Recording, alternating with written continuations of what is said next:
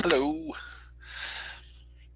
Doing a little something I've never really done on my channel, or at least I haven't done it in a long time. Just sort of going live and shooting the breeze. I have some books to file away. Everybody's asleep in my house right now.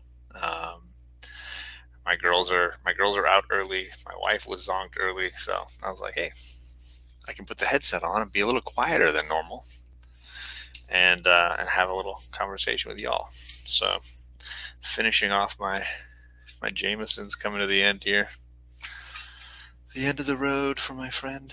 I got I had a student one year um, give me uh, these ice cube maker. They make the round cubes for drinking harder alcohol, and I really appreciated them. They last a long time when you're drinking it up, and yeah, I really enjoy it.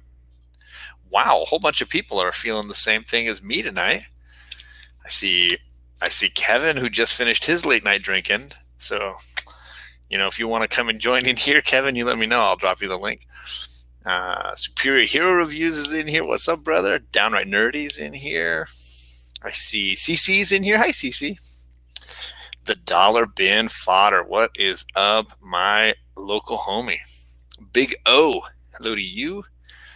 Everybody's cruising in. Thank you guys for coming by. So, I'm usually like exhausted this time of night. There's Christy Shin. I saw she was in there with Kevin tonight, shaking it up. You guys were hitting all the right emotional and comedic kind of moments for me. I really appreciate you guys. Dollar Bin says, John, I spent an hour today trying to reach out to Pam Grier's people. Pam Grier, let's just be honest, Pam Grier is a goddess. She was probably one of my earliest crushes. I saw what's it called? Something Wicked This Way Comes, the creepy carnival movie, and she was the witch who didn't age, and she like takes Jason Robards aside at one point and tries to convince him that he shouldn't worry about aging. Like, it's really beautifully creepy, but she's just stunning. And then, of course, later I saw her in Coffee and Foxy Brown and all those movies from the 70s. And then later fell in love with her again as an adult when I went and saw Jackie Brown. And I was like, God, this woman she's just stunning.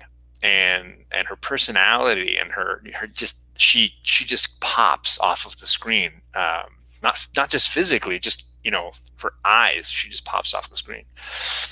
Yes, she is hot AF. I totally agree. Stone, she is a stone. My favorite line. Sorry, I'm getting into movies right off the bat. My favorite line in that movie. Sorry, I keep shaking the camera. It's like an earthquake here. My favorite line in that movie. She goes to this bar and she's having drinks with Sam Jackson. No, sorry, Sam Jackson's at the bar. He's having drinks. And she comes up to the bar and she's talking to Sam. And the bartender comes up and goes, hey, can I get you anything? And she says, no, honey, I'm fine. And he goes, yeah, you are. And then he walks away. It's such a great moment. I was like, I just die every time the guy delivers that line so well, right? Like she's just like, no, honey, I'm fine. And he's like, yeah, you are. And then he walks off. It's so perfect. And then Sam Jackson looks at her and he's like, girl, you got it going on, man. You were playing this. That scene slays me. But it's emblematic of kind of the spell that she casts when she's on screen in any movie. I feel like it's true. So good luck to you, man. I hope you get a connection to her. Patrick Wall raises a great question. Let me say hello to the rest of the chat here. Sorry, DK. Hello. Yeah, it is a late night for me, but everybody in my house went to sleep, and I was like, I got some books I got to file away, and I'm not tired, and I was busy getting the kids down, so I couldn't join Kevin and Christy. I was really bummed I couldn't join you guys. So now it's like, hey, I haven't started drinking or anything. I'm gonna start right now. I'm gonna have a drink and file some books and talk just whatever. I want to talk movies. Clearly, I could talk Pam Grier all night. So definitely happy to do that. But thank you for and gals for coming by. I appreciate that. Christy Shin for president. Hey, I would vote for Christy in a heartbeat. I would vote for Christy. Um, so Patrick Wall says, "Why am I not in the chat? Sorry, in the auctions." I've been promoting the auctions, but unless I know that a book I need is in there, I'm pacing myself. The only things I've been buying lately, almost exclusively, I've been picking up the Uncanny X-Men books I need. So I got two arriving today. I got 158 and I got 160. I posted those on my Instagram today, so I'm down to 11 books I need in that run, but they're all like $30 to $70 books. And I've been buying the hardcovers from the Bendis Ultimate Spider-Man run, and I've got the first. I think I've got the first 7 of them now in hardcover. A couple of them are on their way. They haven't arrived yet. My girls have read all the ones we own, but I've only read the first 1.5. I'm on the second volume right now. So I'm staying out of those auctions, man. I'm trying to be good. I'm trying to save money I got like 30 books here I want to get slabbed. So I'm saving money for the pressing, the cleaning, and the slabbing. They're all just sitting down there. Sorry, let me scroll up. I feel like I'm missing a lot of. I'm doing a parry right now. I'm falling behind the chat. Coach Vic is in here. Thank you, brother. And I'm going to see you. Sadly, not tomorrow because you guys are off tomorrow, but in a week. Coach Vic and Jay Hood have their show every other Saturday morning, and I always pop in to say hello. Dollar Ben asks a great question. Do I have that book? Hold on, let me say hello to. I'll answer that in a second. I feel the same way. Dollar Ben. Phone is at 9%. Oh no, Sharon, stay alive. Both Newsies too. Ooh, yeah, they are. You know it, brother. Dollar Ben says he sold 110 to 114 in that range for 180. I mean, those books are getting expensive, man. Don't worry, Michael. You don't have to hang, brother. I understand. You stay safe too, man. And I'm sad I'm wrenchless. Ooh, I can fix that. You're worthy of a wrench, absolutely. You're not Perry or anything. I got to get into my chat here, though. Oh, it's easier on my phone, I think. This is going to be a really boring thing to watch. Past my bedtime, but hey, yo, there's my man. I'm just having a drink, talking comics and movies. I'm gonna wrench Sharon here in a second. That sounded wrong. I hope Alec liked my Sienkiewicz thumbnail for this. It was just a picture that I'm using for my desktop right now on my computer, and I was like, yeah, why not just do that? There we go.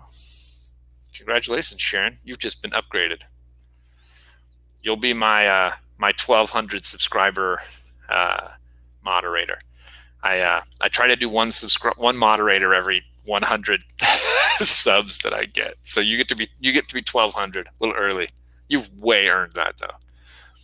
Sorry, there was a question about Daredevil, and I would rather pull the book out than say, do I own it? Because here she is.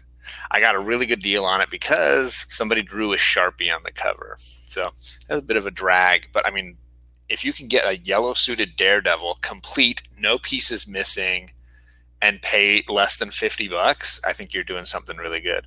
And I paid like $30, I think, for this, which I thought was a steal. And a villain that I love. I love my Marvel villains. I love my Daredevil, yellow suit especially, a lot of fun. So yeah, I do own a copy of that. I have 2 yellow Daredevil suit issues. I got that one, and I got 6, which is it's a little bit more beat up, but this was a gift and really, really great book. So those are my two. Those are my 2 yellow suited Daredevil books.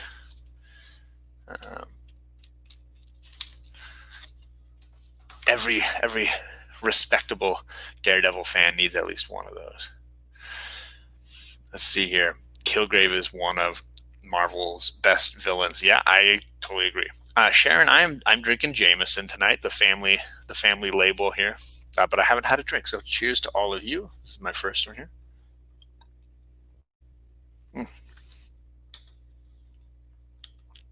And Big O says steal and a deal. I thought it was a good deal and it was at a con, no less. I was just going around, and this guy had it on the wall, and I think he was asking 45, and I just talked to him for a little bit, and I bought some Archie books for Charlie to go with it, and he was like, yeah, sure, why not? And I had the cash. I think probably calmed him a little bit too. I wasn't charging it. He wasn't going to take any dings for that. That was kind of nice. I'm shiny with wrenchness. Sharon slaying me. Yeah, so I'm down to 11 X-Men books now that I got these, and they are in amazing condition, like nines, I would say. I mean, they're just, the colors are really nice. Newsstands. I'm trying to talk quietly. I don't know if it's sounding weird. I'm just trying not to, like, all the girls are asleep. I've redone my X-Men first, my main X-Men box. So it starts with issue 14, and it goes all the way through to issue 189 now. With, I don't even know who these characters are on the cover. I literally have, if anybody in the chat knows, I have no clue who these ladies are. But they're all dressed in lingerie. It appears this is that era of X-Men when John Romita Jr. probably was just like, yeah, let's just put everybody in their underwear, right? I mean, why not? All the ladies will be in their underwear. Let's just, that's the crime fighting that's the crime fighting style of the era. I mean, I'm not complaining. The knee-high boot, the thigh-high boots, and and the lingerie, practical crime fighting wear. So that's where these guys are going to go. I had to move them around because it needed to make some space. Hey, Donnie, if you want to jump in here, brother, you let me know. Mastodon Collectibles, my man. He was on earlier. He had a show earlier. Let's see here. Drop these in. So now all the issues that I need, they fall between 97 and 133. So all the issues that I need are on. This is the last piece of paper right there. There it is. 97, whoop, down to 30, 133. I'm old school. I'm sorry if this looks like really cheap. This is the elementary school teacher. I have little notes if it's like, oh, that price seems to be going up, or that price goes down, or somebody pitches me on a price, then it kind of lets me know. I'm going currently though, Big O. I'm stopping at 330, but I have a bunch of issues in the 300s. I might just decide to clear out the 300s at some point. I'm probably only missing like a third of the 300s at this point. So I'm doing pretty well on that. I might decide. I don't feel the need. I'm going to celebrate when I get my 94 giant size through 330. I'll celebrate, and then I'll be good. Oh, I'll hook you up here, Kevin. So for me, it's just that's the run I want. If I go beyond that, it'll just be gravy, I think, at this point. He has a 115, but it is signed by Terry Austin. That's kind of cool. I don't mind signed books. I have a ton of signed books. I have I'm sorry, I'm getting distracted here. Let me find Kev. Kevin's he's been up tonight. Let me see, there he is. Pass the favor back to you, Kevin. He sent me the link earlier, and I do apologize for not joining him earlier. Terry Vaughn says, my first time commenting, but I'm a long time viewer. Hey, Terry, thank you so much for coming by, man. That's awesome, brother. I really appreciate that. Kyle Waka is 6 away. I know. Yeah, Donnie, there's a lot of people doing that X-Men run, and I feel like they're a lot closer than me. I mean, I think it's Tacoma is really, really close. Tacoma's, I think, just ahead of me. He needs a lot of the same ones I need. So if I jump into an auction and Tacoma's already in there, I usually just leave, because I know that he's probably going to get it. He's going to be a little more active in that purchasing. I want a deal. So I'm not looking to I'm not going to drop $100 on one of these because it's a high grade. I don't want to deal with that. I just want a book that fills the run, that's not falling apart or missing anything. So I kind of let Tacoma have it. I saw somebody selling one of the issues I needed for 55 today, and that was not a bad price for a higher grade. But I was like, nah, they should be $30 or less for me. That's just it. I agree, Dollar Bin. Yeah, thanks, Terry. That's really awesome, man. For the future, all you need is 221, 244, and two. Hey, so that's my box number 2 here. I'm going to pull out that Jim Lee one that I was saying. I have a signed one from Jim Lee. It's somewhere in here. I think it's around the 70s here. 270 somewhere. I'm just going to pull out a big old stack right in the middle here. Oh, it looks like Kevin's here backstage. Oh, are you connecting your stuff, Kevin? Looks like I see no devices connected just yet. Let me see. Where is that? Yeah. So I bought this one signed.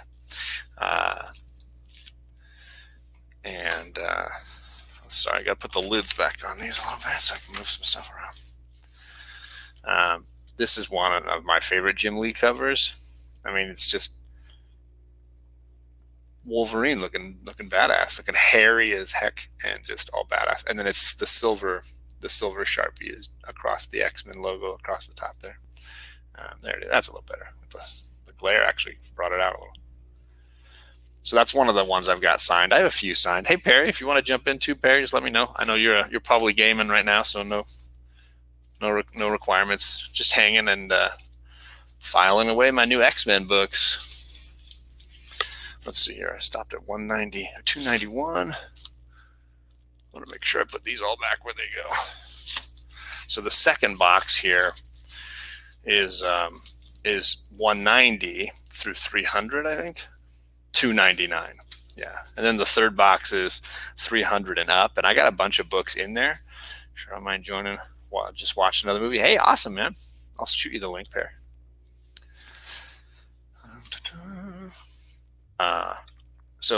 The last box, I go way beyond 330 where my run ends. Let me get the link again. I mean, I have a bunch of like key issues from 330 up. I haven't filled in all the gaps with the like less important ones. So I'll get there eventually, but I've got some that I really like for sure. Perry and I love sending gifts or GIFs, however you want to say it, to each other on Instagram. So he sent me another funny one. Messing with each other. I also got this really great book from Comic-Con, Jeffrey Comic-Con Henson, man. I posted this on my Instagram too, but I don't know if I showed it in here. This Marauders issue 2, 1 in 600 copies made. There he is. There's my man. What's up, Mr. How you doing, brother? How's it going? Look at this cover with the Sentinel in the background. Ooh, I like these from Sentinel. Badass. Right? This is a Marauders issue 2 variant from Unknown Comics. I fucking love that. Jeffrey bought 2 of these Virgin variants and sent me one. So I'll throw that in with my other X-Men here. Yeah. I should probably put it in my Marauders books, but hey, who gives a fuck? Nope, I'm cursing on my channel. I'm usually better about that. I'm clearly tired. It's late night, John. It is late night, but I mean, like, I'm not actually tired. Like, I feel awake. Oh man. Cheers, Perry. Oh yeah, cheers. Sorry, I should put us back to equal. I don't know why I'm like giant and you're like tiny. I feel like this is like I'm inferior, Perry. I'm Groot and you're Rocket.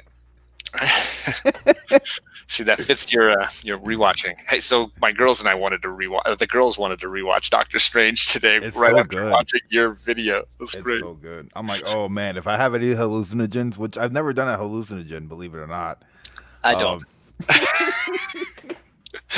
This is my impression. Perfect movie. This is my impression of Perry on like Jigs on Jigs' channel. He's like, yeah, this is really great, and then it's just blank for a little while. And all of a sudden it's like, hey, I'm back. Nothing happened. What are you talking about? what I was struck by rewatching it is how detailed the effects are, because it's way more effect heavy Doctor Strange than I feel like any Marvel movie. I mean, Oh even yeah. Guardians, which is like all in outer space with aliens and shit, like has so many practical sets and practical effects that it's not as special effects heavy as Doctor Strange, which is like every fight scene is this elaborate buildings flipping and people jumping on shit. It's Well, they crazy, really well. It's cool because you see different movies introduce different things. Like Guardians introduced the whole outer space. This is introducing like right? interdimension, parallel universe, multiverse into this whole thing. I'm like, this is so cool. You know, I Hmm. still think that beginning car crash. That literally, that's what I mean when I say like five first pages of a comic. If you could get me in the beginning and just suck me in, you got me. Right? You know, and that was like holy smokes, it It's a got great me. moment.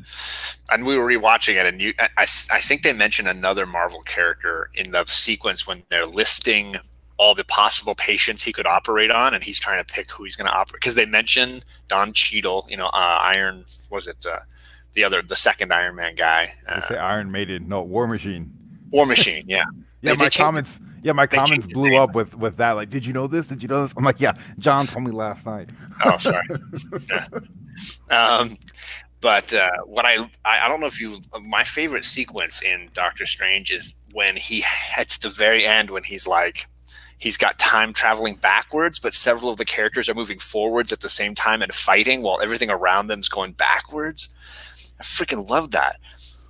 I was reading a comment when he's in the loop.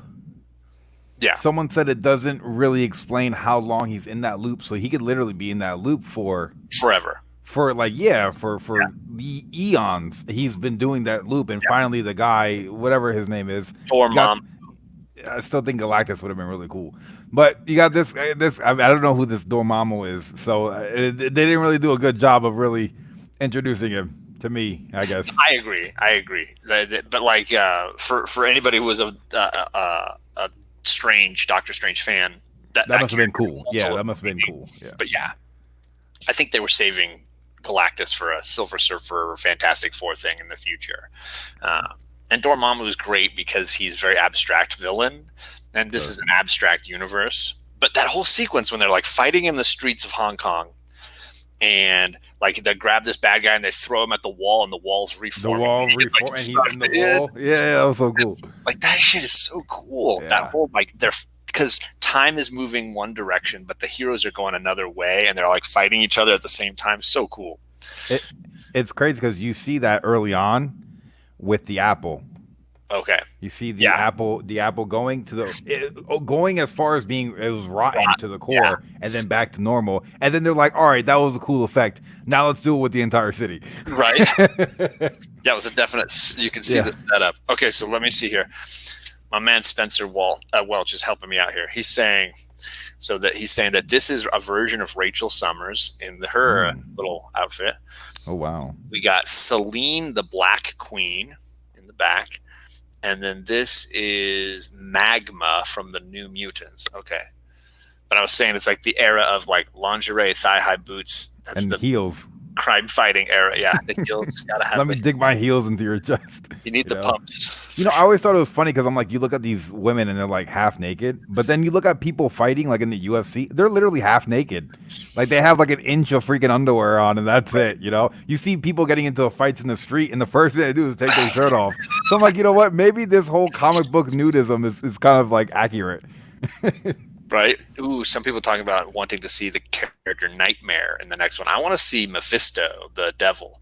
I Ooh, want to see the underworld. You know, that that's idea gonna be of because they always are battling over souls. Doctor Strange and Mephisto. I think it would be a great way to bring them in. Oh, I got Kevin here from 1-2 Comic Talk. Kevin, what's up, man? Good evening. How you guys doing? Not too bad. how are you doing, Can't man? This is complain. your second round of comics and cocktails tonight. Yeah, I actually I think I'm starting to feel kind of the way you did last week. Oh, As you dude, start kind of seeing me.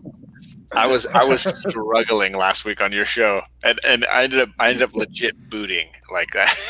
I was like, I gotta get this out of the system. I'm never hung over. I'm either gonna throw up or I'm going to be perfectly fine. But either way, the next day I got it out of my system. No middle ground. I've never been like legitimately hungover the next day. Oh man. I usually just, if it's that bad, I'm just going to boot and it's all coming out. Call the boot up. Yeah, I saw a boot come out of him. The boot. Oh man, I was smashed last night. Oh no. I made sure I set the alarm for the next morning to watch you to see how you were doing. I did the same thing, and I slept right through my alarm. And then I went back. I was like, "Holy shit, John actually woke up for this show." I did it. I was there. Yeah. I didn't miss it. I'm gonna be there tomorrow. The girls. Well, I have to admit, you did better than I did. I mean, through the show, I was just kind of. Who is your favorite Ghost Rider? I've never been a huge Ghost Rider fan, but I think Johnny Blaze is kind of the go-to. I think he would probably be the number one, but I get what you're saying. Like, there's been a bunch. So, you guys have any favorites? I just started reading Ghost Rider not too long ago with the last run that started. Never exposed to Ghost. Like, I knew of Ghost Rider, but I started reading. I was like, holy shit, this is pretty dope. Yeah. Now there's obviously Frank Castle Ghost Rider too right now. Oh, the new stuff. Cosmic Ghost Rider. Well, I thought wasn't that Donny Cates? Yeah. Yep. Okay. It was Matt that put it in my head about getting a Grail. I never actually had. He asked me last year, do you have a Grail? That was the New Year's thing, and I never had one in my head before. I've been in pursuit of a Ghost Rider number 9. I mean, a Ghost Rider number 1, graded 9.0, and I've been hammering on this one guy for the past 5 months. And the latest amount I asked for him to consider was only $325. Now I know that's cheap, but it's actually at this point, because of the way things are, it's actually kind of fair market.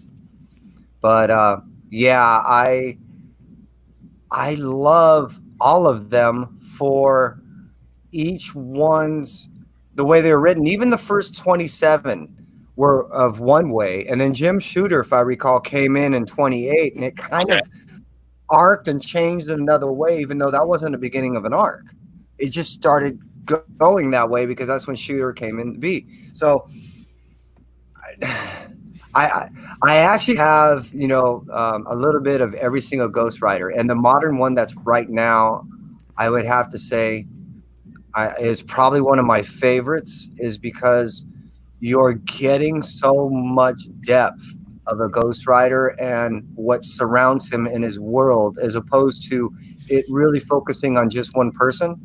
Gotcha. So you're getting enough of an individual, but you're getting so much of a world that's being built that I'm really being absorbed. What's killing me is I'm really afraid now when I read Marvel stuff. I actually have genuine fear now that they may yank the stuff that I love. It's because it's happening everywhere. I mean, that's the reality. I mean, I loved Hawkeye Freefall, and I'm kind of bummed that that's not going to finish out, except digitally. I know. I'm like, okay, I guess I got to sell those in an auction or something. You guys want my digital code? Right. Oh man. Yeah, I'm nervous because I think someone said Scream was actually next to go that route, and I know that's that. It's like, who do I have to talk to?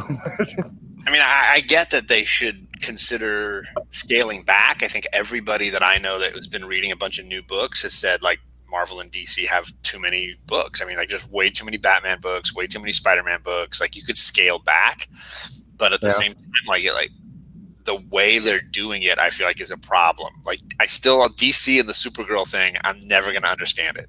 The fact that they're taking the final freaking issue in that story, the last issue, and they're like, nah, we just won't publish that one.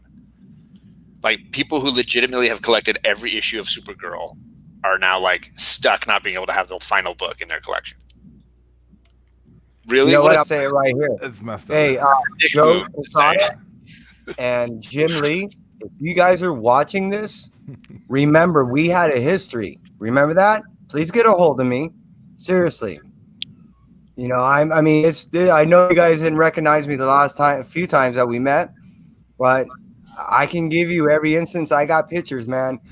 Get a hold of me. We can talk this out. We can figure something out. I swear to God, we can figure something out.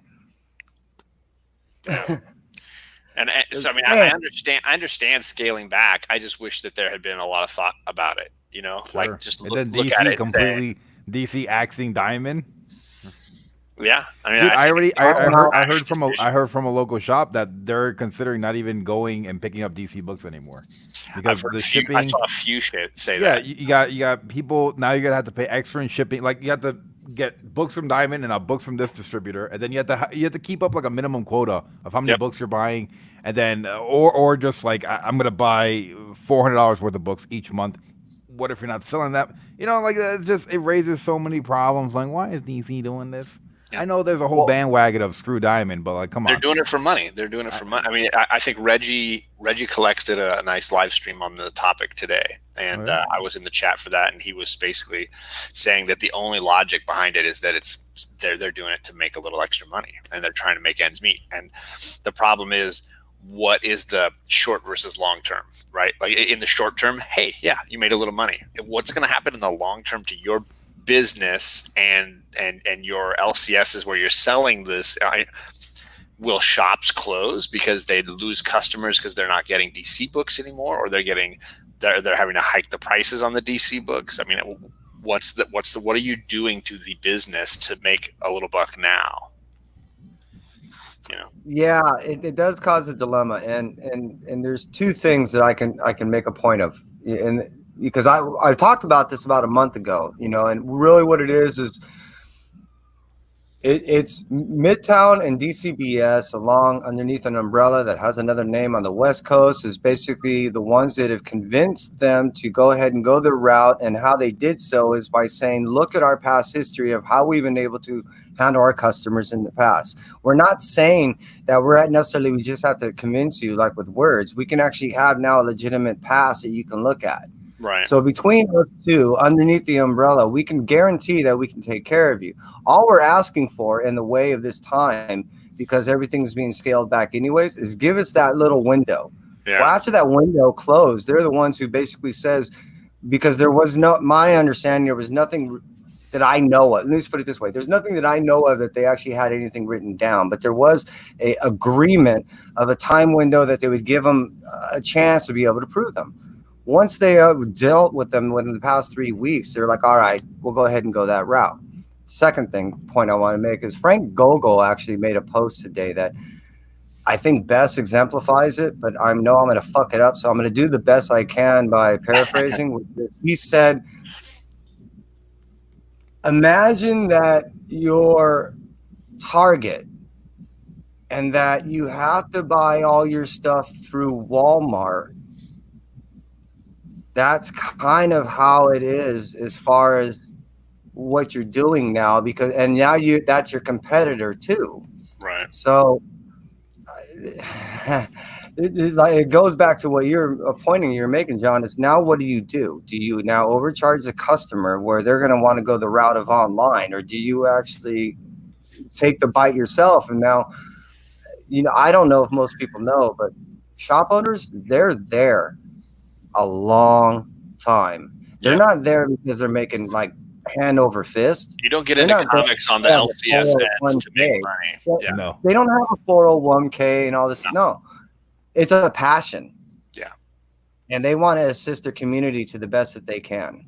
absolutely. So, Oh, and I was the point I kept making in Reggie's chat. At least I tried to. I know he read a couple of my comments, but like I was trying to make the point that it doesn't matter. There's no way to look at this where the LCS doesn't take the hit.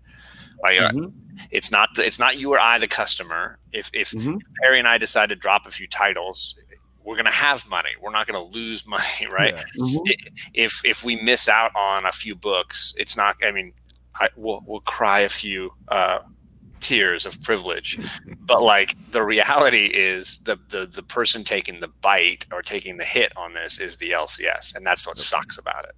because they're already in a horrible situation with COVID and them the shops being closed or being vandalized or whatever. But And no one's talking about the domino effect. Alterna distributing by themselves, Scout distributing by themselves, Source Point distributing by themselves, Boom going to distribute by themselves. Yeah. So now indies already small in your shops. There's shops that don't even carry indies now. No shops are to carry them. You can't afford to pay 10 different distributors. You can't do 10 different shipping orders for the 100 customers you get a week. Right. It doesn't make any sense. And you can't. Those artists and writers can't hope to go to a con and sell their books there now either. Like that, it's going to be Kickstarter digital is like the way of the future for indie con. What I am hoping is that, John, you were there with me in the era of when Image first started, and what they had to do is they had to use Malibu.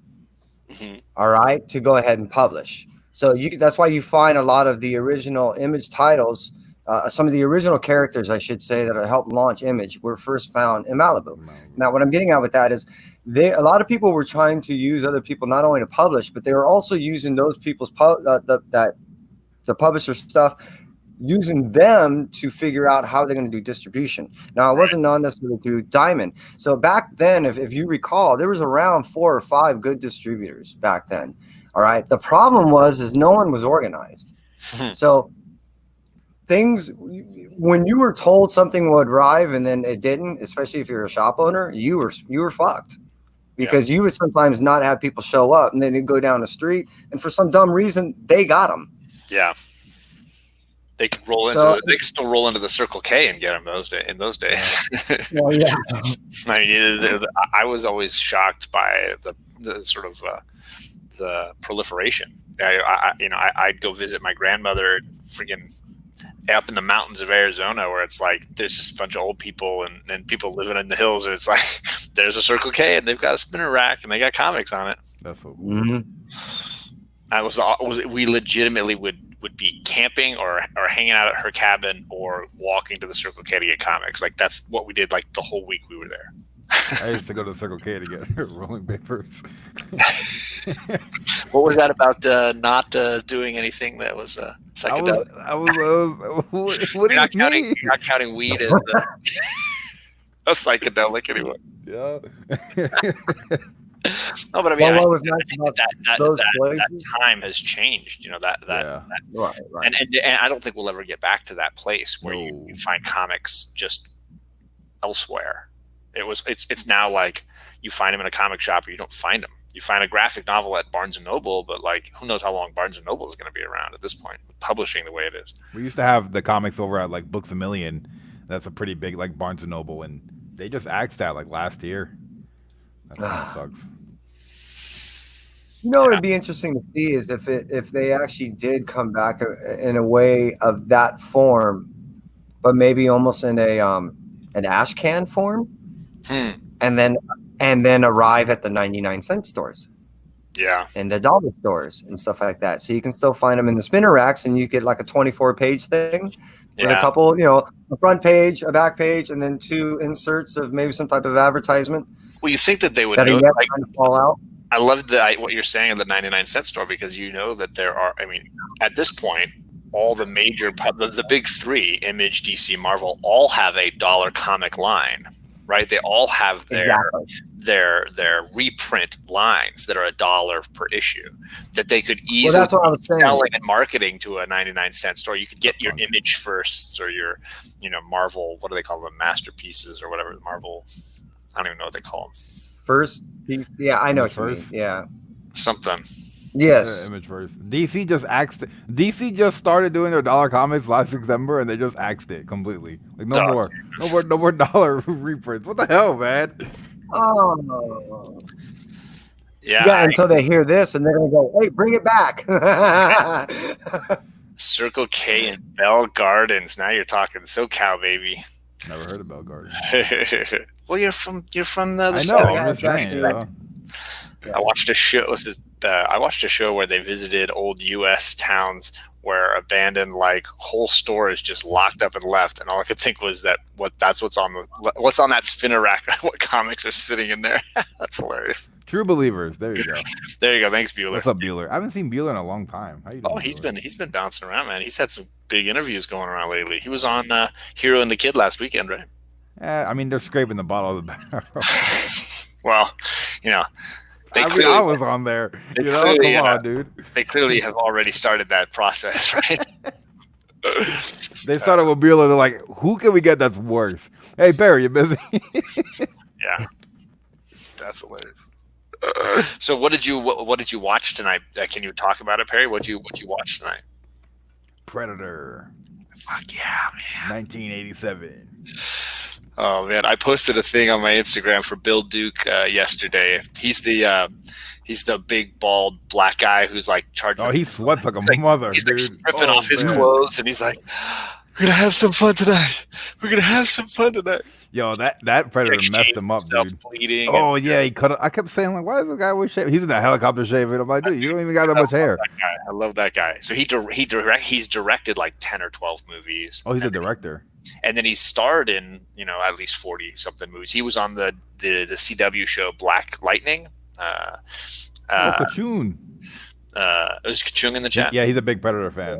He told me that was his favorite movie. So when he told me that, I was like, because I was debating if I was gonna watch that or Star Wars, and then he's like, Predator's his favorite. I'm like, all right, I'll watch it, and I'll watch Predator. What I think is kind of cool is that now you have full appreciation and context of Dylan's intro. Oh, yo, that blew my mind away when he was like, Dylan, you son of a... I was like, holy, I lost my shit. You didn't realize I didn't know it was from that movie. That's hilarious. You know, that's so cool. That's what I mean. And then get to the chopper. I was like, holy shit, dude. Like, all these references make sense. So many good ones. Oh, my God. There is. There's a lot of one-liners in that movie. Carl Weathers is a badass. He's the other black guy in that with the two guns. He's like... Oh, yeah. Well, he was like... He looked like a pencil pusher, and then he took his shirt off. I was like, God damn. Why is everyone... I was like, damn. I was like, I need to start hitting the gym, dude. God, I'm sure you've never seen any of the Rocky movies, but like he's the one that fights Rocky in the original Rocky movie, and he's like, so he was a ripped fighter fighting Sylvester Stallone back in the day. Oh damn! Yeah, first two, if I recall, right? Well, he's in like the first 4 movies, but he really fights him in the first and the second one. Yeah. It was funny because he looks at Arnold and he's like, well, you guys are expendable, and I was like, oh no, Arnold says we're expendable. And I was like, that's so funny because I know Arnold's in a movie called The Expendables. I'm like, that's foreshadowing 20 years in the future. Yeah, what's up? I think The Expendables is a remake of a movie called The Expendables too. Yes, yeah, it is.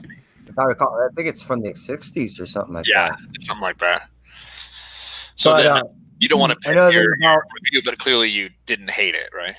That was really good. Okay, good. That was really good. I enjoyed it. How many Arnold films have you seen before? Have you never seen any Arnold Last movies? Action Hero. Okay. Which is dope. That might be it. Oh, you saw Terminator 3. You said you saw Terminator 3. Yeah, Terminator 3. You never saw 1 or 2, but you saw 3. I saw the third one. What? You could call that the turd one if you really want to say it that way. Not bad. It's not good. It's not good. I'm trying to think. I know I've seen him in something. I mean, he's in a ton of stuff. He was on the news because he's the governor. nanny. He was the governor in my state for a while. Banging the nanny. Yeah, Kevin and I had to deal with him for a while. I mean, he's got a bunch of really great movies. Yeah, I met him one time.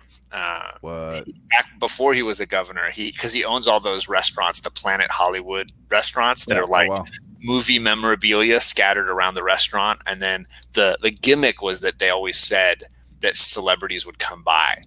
And they were paying celebrities to like stop in at the restaurants to get people to go in to see the celebrity. Oh, wow. So like because it was owned by Bruce Willis, Sylvester Stallone, and Arnold Schwarzenegger.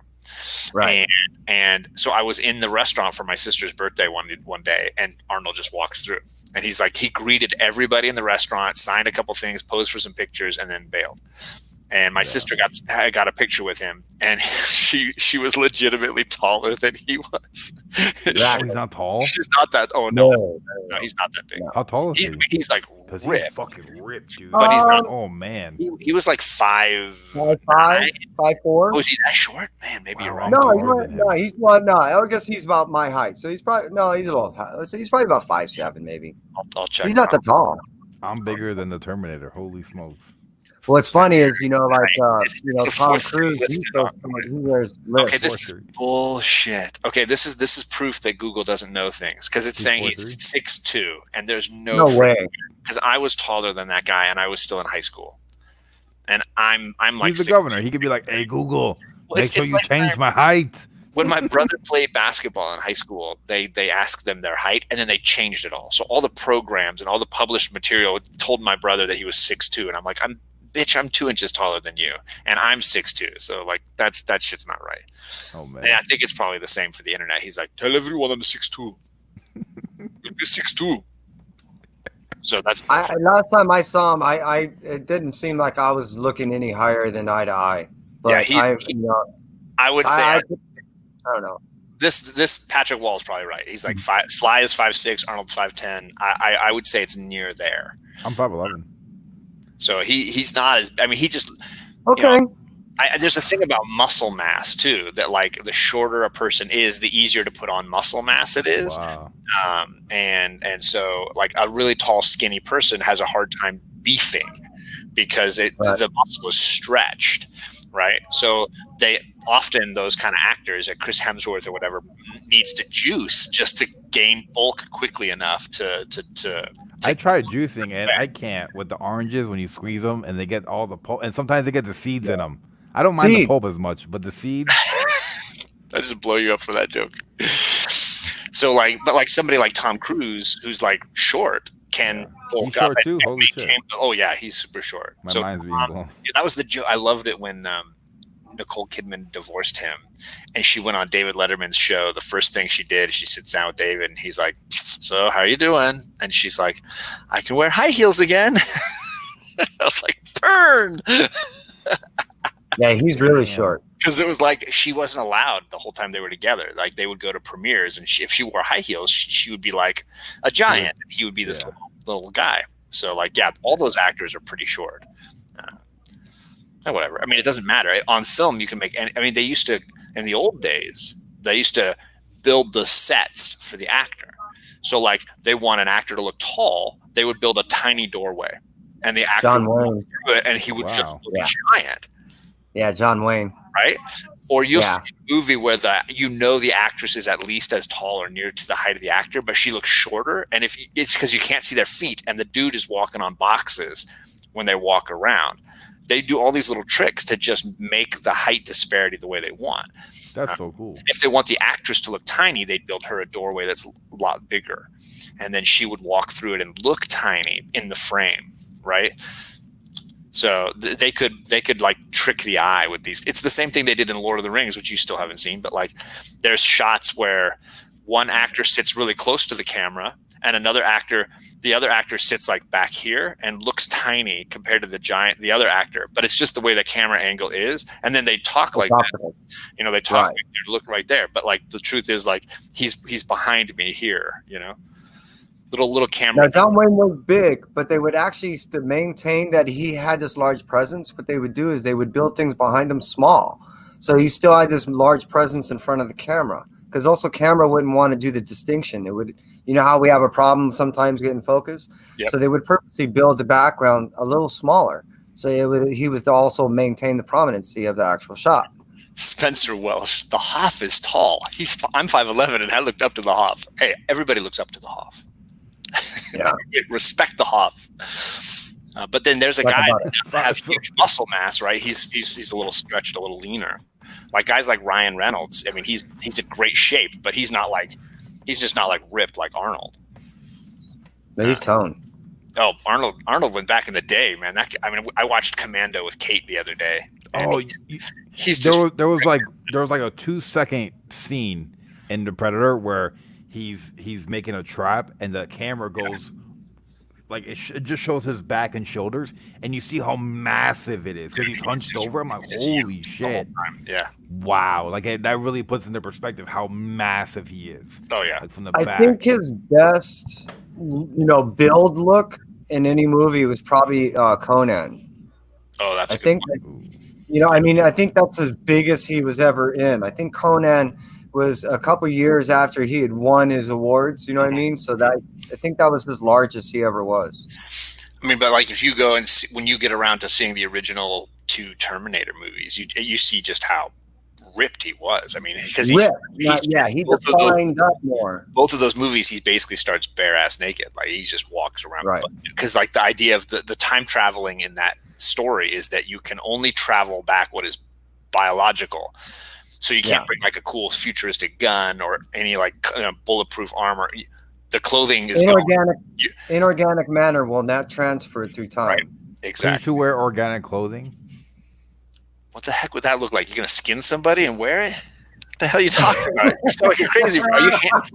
Are you Hannibal Lecter? They're freaking robots, man. You probably never even know who Hannibal Lecter is, do you? Yeah, he's the guy who likes to eat people, and not in that way. Like so have you seen any of those movies? No. I've seen the screenshots of the mask on his face. Silence of the Lambs is on your list. Yeah, that's on the list. It's pretty up there too. That freaking movie might be. I mean, that's like top 10 all-time favorite movies for me. But I mean, I love that series. So I'll educate Perry for a second here. Like the guys in Quantico in FBI who invented behavioral science. These are the FBI agents who came up with the idea that if you studied behavior of criminals, you could catch criminals that are at large, right? If you look at the crimes and study what they're doing, you could catch them. And at the time, it was very revolutionary. They made a Netflix show called Mindhunter about this. And the gentleman at the forefront of it wrote a book about his time there. And the autobiography he wrote became the basis for what Thomas Harris did for these Silence of the Lambs, Hannibal Lecter novels. Wow. So it's like based off of true events. Yeah, it's centered around the idea of FBI retraining its people for 2 goals. 1, to teach local police officers how to do what they do. And 2, so that they could better understand the criminal mind. They were sending their people in to interview captured killers and gain information on what they did and how they did it, and use it to sort of understand the mind of mostly of serial killers or repeat offenders. Wow. Essentially, what they were doing, it was the beginning of essentially profiling serial killers and databasing the information on a mass. I guess again, database, so it had access to FBI and all local authorities when they were given the passwords to do so. And it was on a federal database at the time. Well, the story was based off an appreciation for the put together of that thing. And it was, I know. I ended up doing a little research on that too. I love it. I mean, that's the kind of true crime stuff that I'm just obsessed with. And it all birthed out of like the Zodiac killer, who basically I know that one. He killed random people, right? Well, and the only reason he got away with it, if you really like, I've read a few books on that and I've seen some films on it. The reason he got away with it seemingly is because of how poorly connected law enforcement was. He would kill in all these different jurisdictions, and the law enforcement wasn't trading information. So if I had a case file and you had a case file and Kevin had a case file, we would all be studying our own case and not see the interconnectivity and how this killer was, where he was living based on all of these cases. So they never found him. They never caught him. The problem also existed is when they gave the information to the federal government, so in the FBI and stuff like that, they in turn weren't talking to these people either. That was the problem, is they were only taking the information and taking it as a file case and putting it to the side and say, we'll get back to you if we can. Yeah. So at the time, it was basically, I mean, they didn't have fax machines and compute. I mean, it was like so low dig. Like if you had what they called a telefax, you were like ahead of the curve. You could actually send a piece of paper through the phone. It was like this revolutionary idea.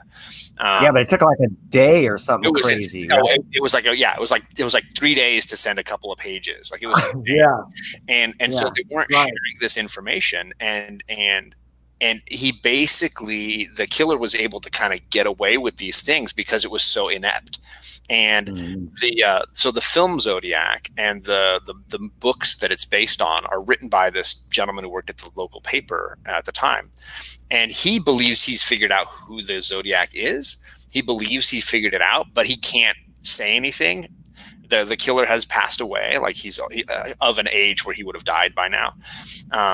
But he says that like the reason he got away with it is because so many he would move, like he would live somewhere else, and then he would do his work, and there'd be strange disappearances and things. And so what Silence of the Lambs and Thomas Harris tried to do was like look at how, if this was working on an effective level, what would it look like? And so like the original book was called Red Dragon, and Hannibal Lecter's in jail, and the guy who caught him is a man named Will Graham, and Will has been brought out of retirement to catch a new killer. And Will is in retirement because catching Hannibal Lecter nearly killed him. And he's just like, he's got like a giant knife wound up his back, and he has nightmares about it all the time. And Will has what's called pure empathy, which means when he walks into a crime scene, he is able to inhabit the mind of the killer who was there and really experience it, like live it out as if he had done it, so that he can understand what the killer was doing. It's a really cool design for a character. Oh shit. And so they made it into a movie called Manhunter in the 70s. Patrick Wall, he admitted it. He confessed. He's the Zodiac killer. There you go. Got him. Done. Wrap that. John hey, John is now an interrogator. I'm done. But it was a really cool movie. Brian Cox played Hannibal in that one. What's his name? Brian Cox, baby. You know it. He was in the original X-Men movie too, and the second X-Men movie. It was a really cool movie. But the movie bombed, and then they made Silence of the Lambs in the early 90s, and it was like this huge hit. And they were like, "Oh, Anthony Hopkins, he's really Hannibal." And then they did like a bunch of movies with him as Hannibal. But I'm rewatching this TV series that came later. The TV series. So the bad guy in Doctor Strange, the one with the creepy eyes that were like purple around the outside, Caecilius was his name. He has like a thick accent because he's from the Netherlands. Okay. He played Hannibal on a TV series for 3 years, just a few years ago. The show is called Hannibal, and it was like a prequel show. It was all about how they caught Hannibal. And it's freaking amazing because it's like ultra creepy, and half the show is about eating. Like it's so disturbing because he's friends with the FBI agents. He's helping them profile killers, but they don't realize that he's killing people on the side and feeding it to them when they have dinner with him. And he like does these elaborate table spreads where he's in a suit and he's like serving this amazing food, and you're looking at it all and you're just like, don't eat it, dude. Don't fucking eat that shit, man. Don't eat that shit. And they're just like sipping on beautiful, everything looks delicious, the wine and the food. And you're like, oh my God, this is incredible. And you're like, don't fucking eat that shit. That's the guy. That's the guy from the last scene, man. That's the guy from the last scene. I know how they caught him. They accidentally fed him clown. Tastes funny. Tastes funny. But it's a good show. Like I'm really enjoying. This is my second time watching it, and super creepy and super gross, just nasty. Like the killers that they catch on the show, they do the most messed up stuff. It's like disturbing. It's amazing. Michael, get into it. And look, there's Manhunter by Michael Mann. It is a classic film. It did bomb like Blade Runner bombed when it first came out. But Blade Runner bombed? Wow. Oh yeah. Oh yeah. Which is why they re-released it like 3 times. So the original version was similar to the one you saw, and it tested poorly with audiences before they released it. So they kind of scrapped portions of it. They had Harrison Ford come in and do a whole voiceover narration where his character is like talking all through the movie. Mm-hmm. And they added a scene at the end where it shows he and Rachel driving up the mountains, like getting away from the city. Driving off into the sunset? Basically. But the reality was the shots that they show of them driving up the mountain were from another movie that they weren't using. Oh. They came from the movie The Shining, by Stephen Ooh, yeah, King, that's on my by list. I want to Stanley watch that so Kubrick. bad. So they were shots of Jack Nicholson's family driving up the mountain to go to the stay at the Overlook Hotel at the beginning of the movie, and they didn't use very many of them. So the studio owned those shots, and they just stuck them in at the end of Blade Runner. And they didn't fit because the look of the film is so dark and rainy and cloudy and whatever. But there's like now it's like sunshiny, and there's like trees growing everywhere, and they're driving up and the car is like old fashioned. It like didn't seem to fit with this like futuristic show. Oh no. So like yeah, so there's a version that's usually considered the like original theatrical release that's like the bastardized version. Yeah, I watched the final cut. You watched the final cut, which is in between. So they had they had the version with the voiceover and the Shining, and then they did a re-release where they stripped that stuff out. And then they did the director's cut where they added a few scenes back in, which is generally considered to be like the definitive version. Because I remember the narration.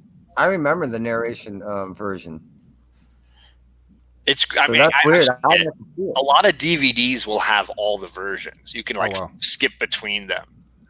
Perry's at the end where the villain is shedding a tear. I mean, I agree, Patrick. Well, it's my favorite sequence when he's like holding the dove and he's like dying and he's talking about. He's like, I've seen things,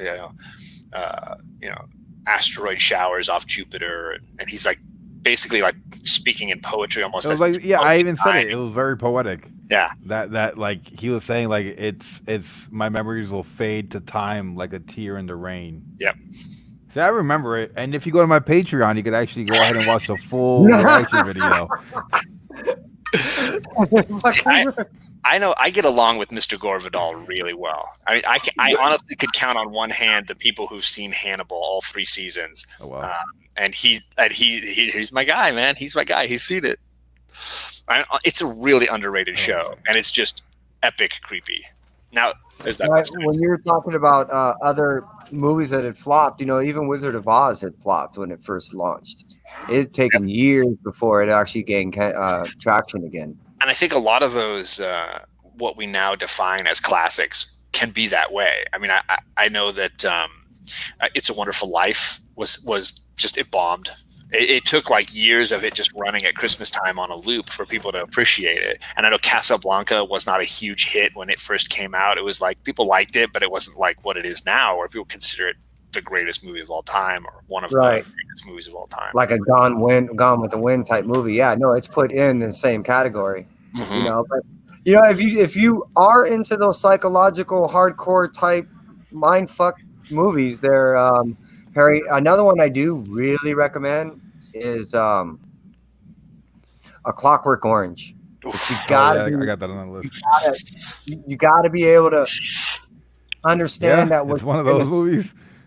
Is a lot of there's a hardcore message there. So what you're gonna see, you're not gonna like, but you have to understand that it's the message is more important than what you're seeing. I have the book upstairs. Yeah, I mean, then I recommend it. With Kubrick films, and I know you've seen, was it Full Metal Jacket that you said you'd seen? Or that's a great one. You haven't seen any of Kubrick's films that you can remember? Full Metal, is that the guy with he killed himself in the Marine? It's like the first half of the movie is like I've seen that part where he killed himself. The bald guy killed himself, and the second half is actually in Vietnam, where the I didn't see that. So it's a long. I mean, all of his movies are pretty long. I watched it when I was in middle school, and that was like disturbing for me. So I was like, I don't want to watch this anymore. But all of his films are like that. They're sort of psychologically deconstructing movies, and what tends to happen is either you dive in and just are absorbed in it, or you are completely repulsed and horrified by what you're seeing. Exactly. The reactions are usually very visceral, like very like guttural. Like just you reply with your guts. It's intense. Like, so he says Clockwork Orange, and I like physically have a reaction inside. It's intense. It's an epic movie. It's not a movie that you just like put in to watch casually. Like, no. Orange is on later. Let's check that out. It's like, oh baby, I need something to traumatize me tonight. Yeah, it's like that. That's the next movie down the list. Then if John is saying that, I gotta watch that. That's the next movie I'm watching. Plus, you keep this in mind too when you're watching it, because right now we're in 2020, right? If I recall, the movie came out 71, 70s, 72. yeah. It's like early Oh, 70s, yeah. Did they remaster So it when on it high came def? out, there were people It's not black and flipping white, at out. least. I mean, there were people holding signs. There were Yeah. people like, this is holy shit, Because it's like a look at the future where, I mean, you always have punk kids committing teenager crimes, right? It's always a thing, but they were kind of looking at like, what happens if generation by generation we become a little bit less desensitized? What is the eventual result that you have? Is it become a thing where it's like, well, back in the old days, like maybe grabbing a woman, rudely would be a thing, but now it's like, okay, that's not a thing anymore. Now that's like considered appropriate. It's just like that was just not.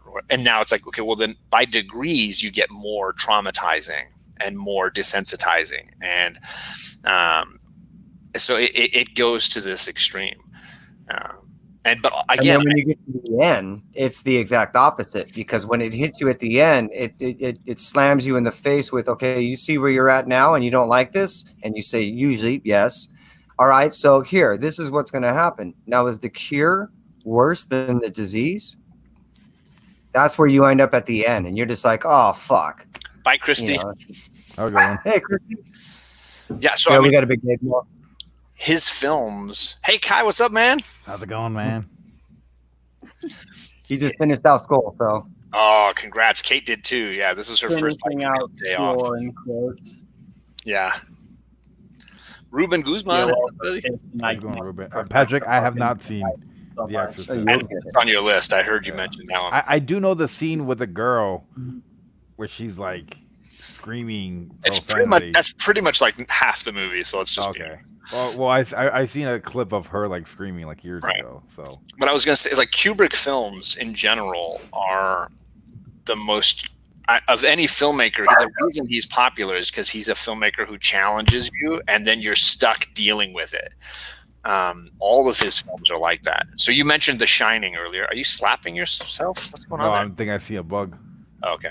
Did you get fly? I don't know. All right. I feel like the Predator now. I was trying to lock in. You mentioned The Shining and Clockwork Orange. I read a little bit of The Shining. And reading the book, I never got scared reading before. Okay. I was reading the book and I was like, holy shit, like this is getting deep. And then I was done going to the bathroom. So I never went back to reading it again. And that's how I like to read. But you mentioned having 2001 A Space Odyssey on your list as well. Yeah. And so that's like, there's 3 of his movies right there. Oh, wow. That's the same guy. And so he did Space Odyssey, Shining, and Clockwork? Yeah. Oh, wow. And he did Full Metal Jacket, which we mentioned earlier. How's it going, boy? He did, my favorite films of his are the black and white ones that he did towards the beginning of his career. He did Spartacus, which is a great, like, the TV show? No, it was a movie. But it was like Kirk Douglas back in the day. 4.5 hours or some marathon. That one's not too bad. It's long. Right? It's not as bad as Ben Hur is the one that's like super long. Ben Hur. Over. and then my favorite film he did is called Paths of Glory, and it's about World War I. Okay. And that one centers on the old days in World War I. It was like trench warfare where you would dig. They show it in the beginning. Call of Duty right here. I know all about that. So like there's a battle where the soldiers are supposed to charge forward, but a bunch of them retreat. Damn. And they get kind of wiped out, and 4 or 5 of them get pulled by the army to be standing trial for treason, and they'll be executed if they're found guilty. That's messed up. And it all centers around Kirk Douglas as their lawyer trying to save their lives. And it's powerful drama, and it's always sort of flashing back because Kirk was there at that battle, and he was a soldier fighting in that battle. He's a lawyer, but like he's a lawyer in the military system. And that's one that just rips your heart out. And now it sticks with you. Like Medal of Glory. What's it called? It's called Paths of Glory. Okay. I've seen Blades of Glory. It's not the same. With Will Ferrell and the other guy. I've seen that. That was good. I like that one. They're hilarious.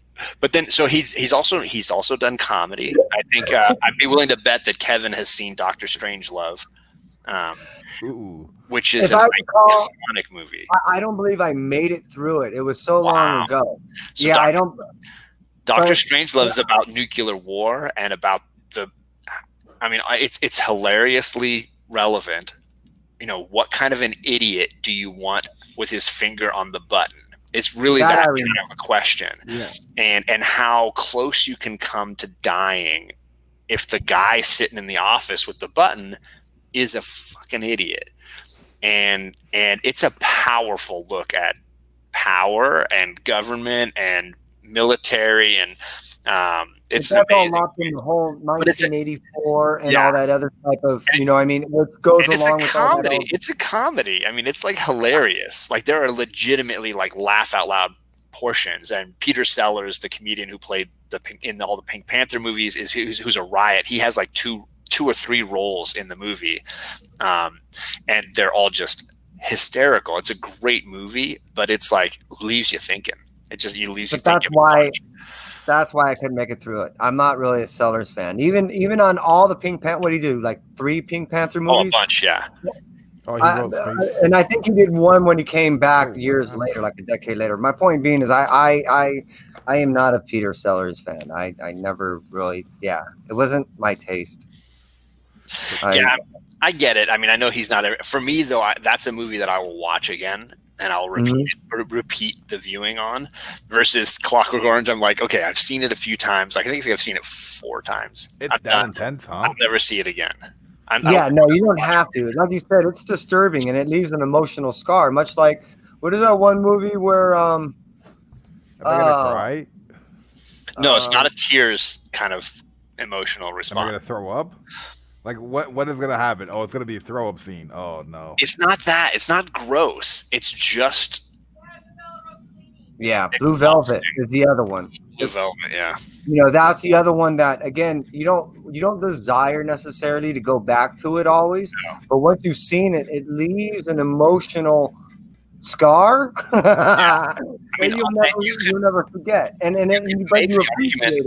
You could make the argument that David Lynch is the modern Kubrick. He's a guy that wants you to enter and exit his movies knowing you've seen or going to see something that you've never seen before. Right. That you will be left thinking, discussing, and dealing with.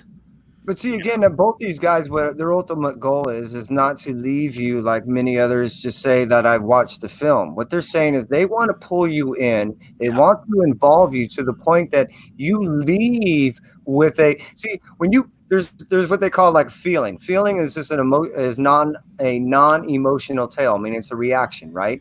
Yeah. An emotion is something you attach to that feeling, a story. So that's what they're doing is they don't want you to react and have a feeling. No. They want you to attach to an emotion to the tale. So where you going, I'll never watch that movie again. You go, yeah, but I bet you can tell me every fucking scene in that movie. You'll never forget it. Yeah, you'll never forget it. And now I told Perry to like wait on 2001. I'm worried that there's a combination of the special effects and the pacing that's going to be a tough film. I think you will be bored a little bit. Oh no! I mean, it's long. Well, it's like 3.5. The lead actor walked out on the movie on debut. The lead actor walked out of the movie on debut. He's like, "What the fuck did I just see?" And I think sometimes a movie's place in history doesn't necessarily live up to the rewatching 150 or whatever 50 years later. So like. A lot of people say Citizen Kane is the greatest movie of all time. But I think somebody who's watched a shit ton of movies, who's never really watched a black and white movie, who sits down and watches Citizen Kane is going to be like, what's the big deal? And it's because the historical context is lost. This is a movie that did things that no other movie had done. No other movie had told a whole story in like flashbacks. Nobody ever done that. Nobody had done a movie where the hero was not very likable. Like the hero is not a really good guy. Nobody did a movie with unreliable narrators, meaning like it's a reporter interviewing people so that they can try to understand who this dead guy really was. But he never interviews the dead guy. So he's just getting like, oh, what did she think of him? What did he think of him? What did this guy think of him? So it's all like perspective. It's not we're never really seeing the actual guy, right? We're just seeing like what his wife think or what did his business partner think. We don't get to see the real guy. So secondary information to develop a first person perspective. It's very Yojimbo, right? It's very much like this idea of like you can't trust what you're seeing. You have to make your own judgment. Is Yojimbo in English? No, but I mean it's dubbed. I'm sure there's a dubbed version. Oh man! But I mean I can't stand movies. I like subtitled movies. I would rather read it personally. Oh, I rewatched Crouching Tiger the other day, and I was like, I can't handle the dubbed version. I was like, this is driving me fucking crazy. It's like it just seems like bad acting. It's bad acting. Kai wants to read the subtitles on all his. I mean, it trips me. I can't do that. I got to watch the bad acting. Ooh, Ben Compton's mentioning Steven Spielberg's first movie with the trucker chasing the guy. Yeah. What was that movie called? It had a one-word title. Hey Siri, what's Steven Spielberg's first movie? Here are some movies directed by Steven Spielberg. Damn, I didn't even ask you that. Yeah, Siri sucks. She sucks. She apologized. Ooh, love from Chicago. How's it going? You definitely. It was called Duel. It was called Duel. Oh, Duel. Duel. Yeah. And yeah, it was like it was all this guy. Yeah, there it is, Gore. It was all just this guy and this mysterious truck that was always following him. He never could see the driver on the inside, but he always was trying to run him off the road. That was a good movie. That was actually pretty good. You know, I mean, for what it was and how it was depicted, there was a lot of suspense happening through it. You know, Gore Vidal, man, Gore Vidal is amazing. Prior to Star Wars, so this was my point I was trying to make, was that 2001, which is an epic and amazing movie, was revolutionary at its time. But now that we've had like 9 Star Wars movies and all these other things, the science fiction elements are less impressive because people have ripped them off so much. They're not original. Do you know what I mean? You have to be able to put it in the context of time where you're able to say, historically, nobody had done this. Nobody had tried this. What it really boiled down to is 2 things. One, if you, which it sounds like to me, is an Arthur C. Clarke fan, then you were chomping on the bit for something like this to happen, because anyone that's an Arthur C. Clarke fan is usually an Isaac Asimov fan, and of that how should I say, that group. We're all so science geeky that we want to see this fucking shit. Because we know it can happen. These guys are science-based guys that are doing science fiction. So what they did is they already took a brilliant idea, brilliant story, and all they had to do was try to depict it fairly decently. Yeah. And they even got decent budget. They got decent actors. I just don't know if the message of the book, let's say, translates to the movie. I'm not saying that the story is the same. I'm saying, was the message? I think you could say that about all of his films, because Kubrick usually was adapting a novel. He loved books, and he would pick a book that was cerebral or connected to him in some way, but then he would write his version of that story. He was not doing a direct adaptation. So 2001, Clockwork Orange, The Shining. I mean, Stephen King hated The Shining. Yeah. King was like, you've ruined my book. And other people, and most audiences were saying it's the greatest horror film ever made. And Stephen King is like, you ruined my book. So much so that he wrote a version of the script. And, 30 years later, they made Stephen King's The Shining. And it sucked. With Steven Weber as the dad, and they replaced the axe with the croquet mallet. Like Spielberg's, that Stephen King was like, it has to be a croquet mallet. I don't know why he made it an axe. Because a croquet mallet looks ridiculous. Because this guy hammering down a door with a croquet mallet looks stupid. That's why they changed it. An axe is terrifying. You want the fucking axe, man. Holy crap. Well, that's why in the movie Ready Player One, they actually touch on that tongue-in-cheek wise. I don't know if you ever seen that, but that's why they touch on that little. What was the worst? The movie that Stephen King hated, and they actually go through that whole. That was why they did that. It was their way of doing their little.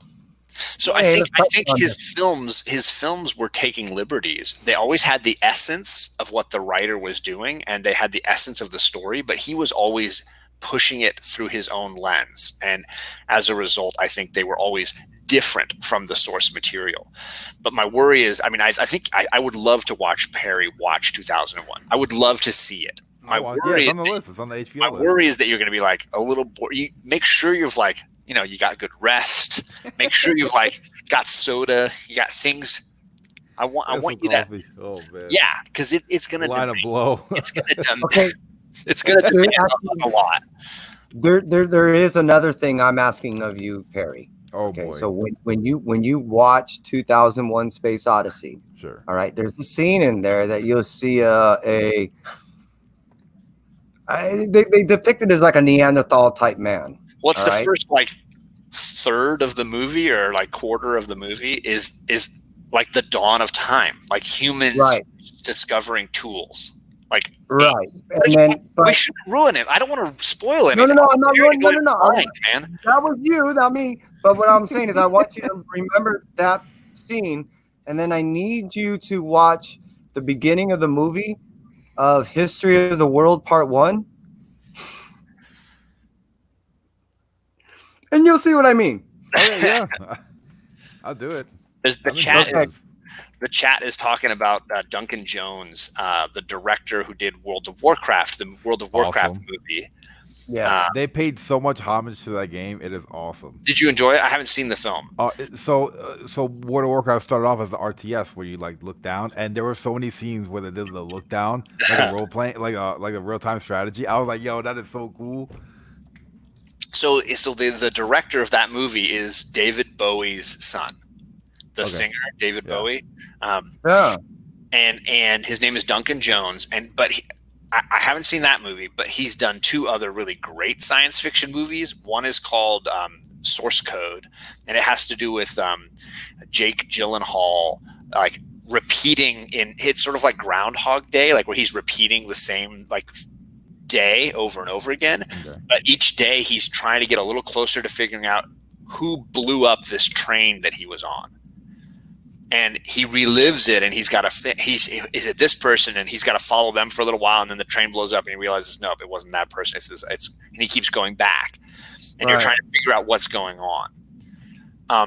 It's a great movie called Source Code, and then his other movie was called Moon, and it basically just stars Sam Rockwell, like he's the only actor in the whole movie, and he lives on the moon. And it's his job to control the machines that are like mining some special rock on the moon. And he's like nearing the end of his time living on the moon. It's been like 10 years or whatever it is. His tour of duty is ending, but he's starting to lose his mind a little bit. Things are going a little crazy on the moon. And then a couple of key events happen, and he starts to question like his whole existence in the universe. Holy shit. Kevin Spacey's voice is used for the computer that he's always talking to, but that's the only other really actor. Kevin Spacey, he did that Netflix show. Yeah, the House of Cards. House of Cards, yeah. And he's in serious legal issues right now. Oh no. Actually, the last thing that we shot with him, which was Carol Burnett's special, shot on her stage on stage 33, we had to scrap that whole thing. Yeah, because of his legal. He was like touching kids. Well, I mean, they were the drivers on some of his no. sets, but they were like teenagers. They were young. No, damn. It was big, but I think if I'd read the news correctly, they've all been dismissed. All the cases have been dismissed, or that he's paid everybody. I don't know. Yeah, but like, he's a good motivation. Like he's not getting any work. Everybody's like, sounds like he's right there. He's right there with Harvey Weinstein as far as like big question marks, which is a bummer because he's done so many great movies that are now like The Usual Suspects. It's such a great movie, and it's a shame. Or L.A. Confidential, great movie. Well, the last movie or the movie that dropped during that or something like that, which was that, help me out with the lead character's name was said was Babyface, and the whole movie was choreographed to music. It was Baby Driver. Baby Driver. Yeah. And that was his last thing that he did, and it landed during that time, which fucked it up. But that movie, That movie's oh great. my god, It's great. Oh my Yeah. Oh my God. The So whole good. movie goes through, if you watch it, it was actually reverse engineered Yeah. with music. So that they did is they first choreographed, well, I mean, they first put all the storyboard up, and then they picked all the music that they could, and then they had to redo it because a couple of the songs they couldn't get the royalties for. So they had to go back, reverse all that engineer again for the shooting. And then if you watch the whole movie, you'll go, Yeah. the whole movie was choreographed. I own a ton of Kevin Spacey movies because I know Gord mentioned American Beauty, which I think is a hugely underrated movie. Even though it won Best Picture, it's still, I think, underrated because people look back and they're like, I don't know if it deserved it. But he's done a lot of great movies, and I think it's a shame that they're going to be not law. I mean, it's not like Bill Cosby movies. It's not like the Cosby Show where you're like, fuck, I don't know, nobody's going to watch that shit anymore, right? Nobody's like. I was the first time watching Bill Cosby. Dude, I grew up listening to his comedy. Well, that's what I was going to ask. If you think of the top 5 stand-ups of all time, I've never heard his comedy. He's amazing, and it's lost to time because of that. I don't think he's that bad. I don't think Kevin Spacey's on that level, from what I understand. I mean, who knows? But it's a shame that the artwork is gone because of it. It's a shame that that's lost because, I mean, I will legit watch The Usual Suspects at the drop of a hat. That movie is freaking fire, so good. And if anybody's able to, for the first time watching that movie, guess the ending of The Usual Suspects, well, then you're just on it. Way better than me. And there's a whole bunch of other ones. Look, Seven. I forgot about Seven. Great movie. LA Confidential. He's got so many great movies in his. That's pretty good. Oh, you know, Outbreak. That's LA Confidential. But Outbreak. I was just talking about that movie just the other day. How it's not only fitting to what's going on right now, right? But one of the reasons why that movie was done is at the time we didn't have. I think Perry's falling asleep. No. I'm listening. I'm trying to. This is like there wasn't knowledge. shared information going around. Well, because we had the CDC, and then we're trying to do the World Health Organization and share information throughout the world, even through the third world, and we're trying to get information out there because the diseases that we were really worried about were coming from certain third world countries that we wanted to help. Yeah. So that's what that movie was really about, is if you don't help, even though just because it's in someone else's yard, that doesn't mean that it won't eventually come back. He played Lex Luthor in Superman Returns. Yeah, that's right. Which is one of the worst Superman movies, in my opinion. It's not worth watching. Not worth watching. It's actually he's funny in it. He's campy, and I think that was his job for that movie. He was definitely more of a Gene Hackman. Yes, because Gene was hilarious with the wigs. So like, I don't know. So Perry, the original Superman, which I think you've seen, or at least you've seen portions of. You're like, oh, he's on. I've seen like clips. I've seen clips of him on wires in the sky. Gene Hackman. So the hilarious. So Gene Hackman at the time was one of the biggest actors working in Hollywood, and they got him to play Lex Luthor, and he was like, "I'm not shaving my head. I'm not gonna fucking shave my head for your movie. I don't give a fuck." And then he had a thick old mustache. He's like, I'm wearing a mustache in this too. So if you can imagine Lex Luthor with a mustache and like long curly hair, you're like, this doesn't make any sense. So the director, an amazingly talented guy named Richard Donner, he did Lethal Weapon and a whole just bunch of great movies. He's like, okay, here's how we'll get around the hair thing. We're going to put wigs all around your apartment where you're living. And at the end of the movie, you're going to wear a skull cap and you're going to take your hair off. And it's like you've been wearing a wig for the whole movie. Like, that's the joke. We'll just do it that way. So we'll get around the hair thing. The mustache thing is, and he's like, we'll talk when you get back to set on the first day of shooting. If you really love the mustache, we'll make a decision together. If I can talk you into shaving yours, I'll shave mine. So they show up on the first day of shooting, and he's like, what do you think? And he's like, I'll shave mine, but you shave yours. Okay, so he goes in, he shaves his mustache off. He comes out, he's like, okay, Richard, I shaved my mustache. Now you got to do yours. And Richard peels off a fake mustache he's been wearing for months to trick Gene Hackman into shaving his own off. Brilliant. Freaking genius. So he had to play the star's ego, right? And he wore a fake mustache for like every time he saw Gene, he would wear this fake mustache, this prop mustache. Yeah, special effect. Yeah, he had he put the glue on, and he wore the mustache. And then that day, he was like, what? you know, and Wow. Gene was like, props to you, man. Like the fact that you were able to pull that off. That's a look. That's like a long-term con. You know, Was a he was in it to win it. He Oh, pulled for a Sawyer. sure. But I Oh mean, he had to man. play this crap because I mean, it was the same with they got Marlon Brando. I mean, one of the biggest actors in the history of movies to play Kal-El's dad, Jor-El, to play Superman's dad, and he legitimately he was the laziest guy. He'd show up to work and be like, here's what I think.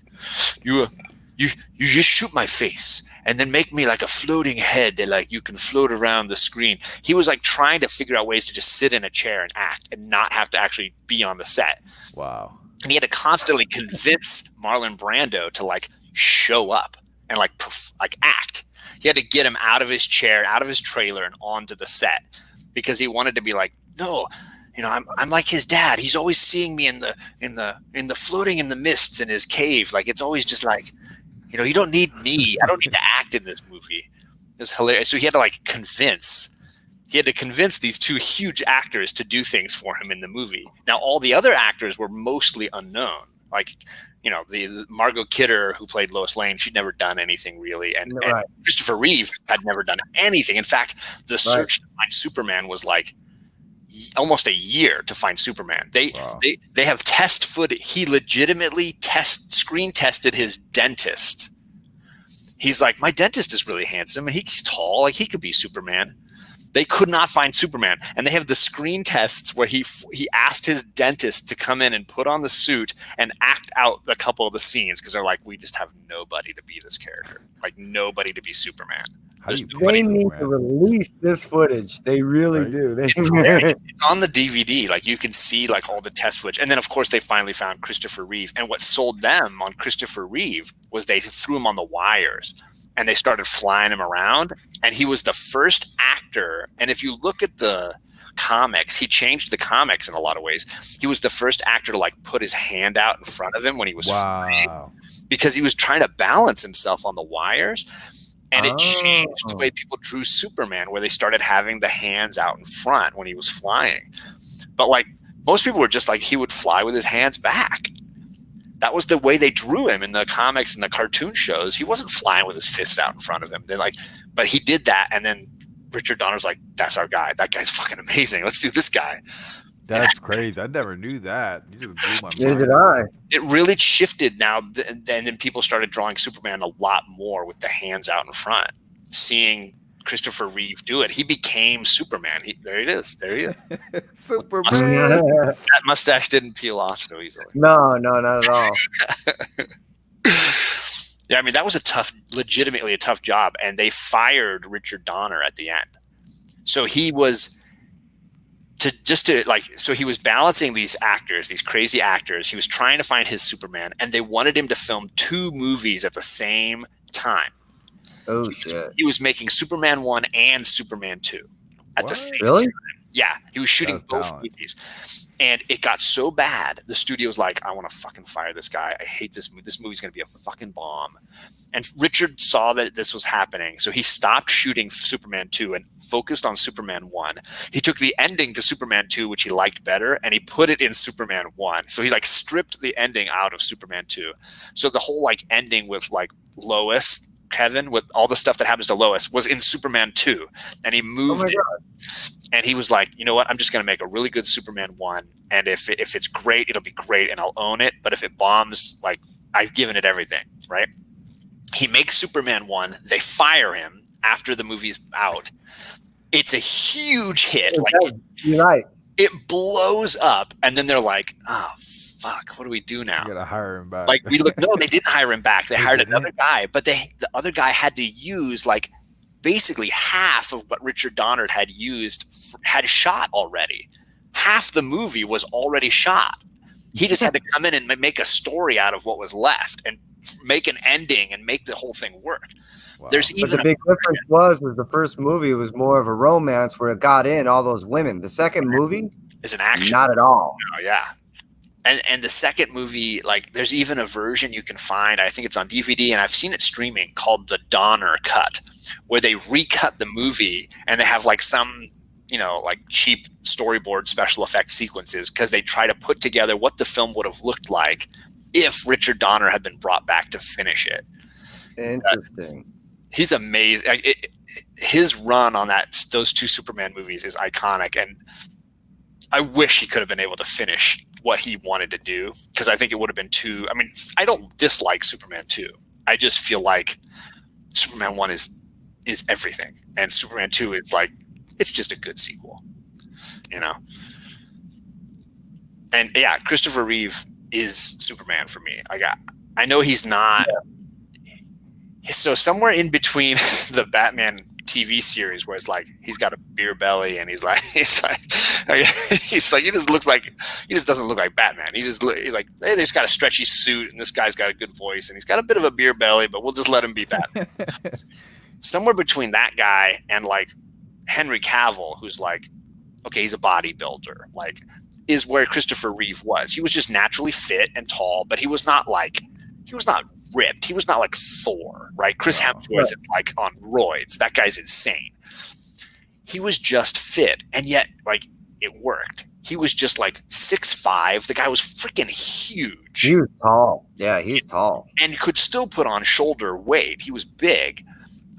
He just looked like the all-American. He was just like, he had the smile, he had the attitude, the swagger. He looked like he was there to help you. You trusted him instantly. Whereas, that's why, I remember the posters at the time, and I remember all the women melting, and I remember when it came out, everyone liked the movie, but what I remember at the time, because I was 8, but women, it was almost a similar effect to Grease. How much women gravitated to it. John Travolta, It was so similar how they're like, okay, we can't have enough. We need more of this. Well, and he just became this iconic American visual. And when he got I don't know if you heard, Perry, that he got paralyzed at the end of his life. On like a horse. Yeah, he would play polo. Like he would ride and play polo, and he got knocked off his horse and broke his neck. That's horrible. It was like America's version of Princess Diana dying. Like I remember how upset people were that Superman was paralyzed. It was our Superman, and he had made 4 films, and nobody else had been Superman like this guy was Superman. And it was the elements of mortality that brought out in Americans was like, what happened to our Superman? It was, and the funny thing is, I mean, the Downright Nerdy podcast did a thing on the classic movie Rear Window a couple weeks back. Christopher Reeve did a remake of Rear Window because he was legitimately the hero in that movie is in a wheelchair, and he was paralyzed in a wheelchair, and he was able to do the movie in the wheelchair. And it was not a bad remake as remakes go, but I mean, it was just a moment for people to see that he was still Christopher Reeve. Like he was still funny and this great American ideal, but he was just dealing with something that you wouldn't want anybody to have to go through. Sure. No, that was a freak accident. I mean, he was a rider that knew horses. He's been around horses a long time. It was one of those weird things. That's a great comment. Pull list is saying that like the secret to a good Superman is how you play Clark Kent, and I know Perry hasn't seen a lot of Tarantino movies. One of my favorite Tarantino quotes is in Kill Bill Volume 2, when Bill is talking about Superman, and Bill says what he likes about Superman is that he's kind of the opposite of all other superheroes. Most superheroes, they are themselves all day long, and then they put on this mask and they go out and fight crime. But Superman's the opposite. He is Superman. He is Superman all day and all night. And what he does is he puts on this Clark Kent costume. He pretends to be a normal person. So he's the opposite of most superheroes. And when you see him as Clark Kent, that's how he sees humans. Awkward, fumbling, trying to be good, clumsy. And that's how he views humans. And he's just trying to fit in and be one. And it's his costume. That's his costume. He puts on the Clark Kent outfit, and that's not him. He is actually Superman versus Right. Bruce Wayne is Bruce Wayne, and he puts on the Batman costume. Sure. Superman's the opposite.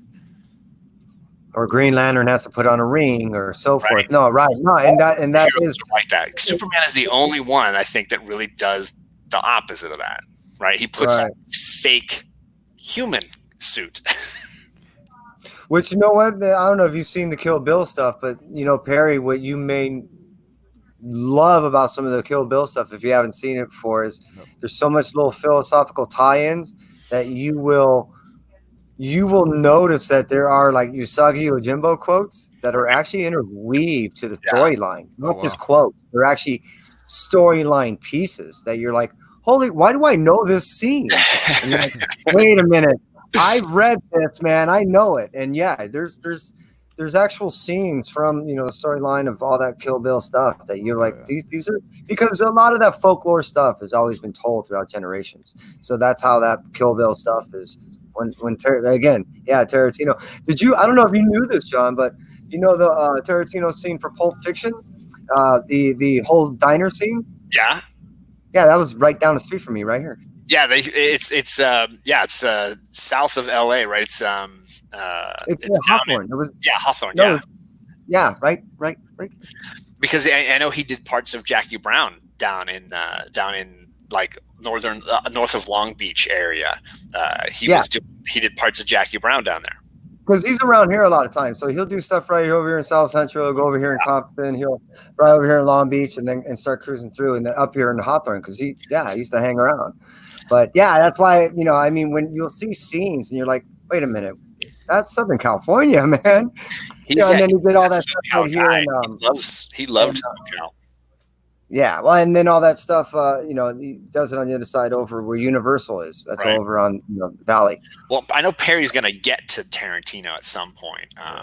We've talked a little. That'll blow your mind.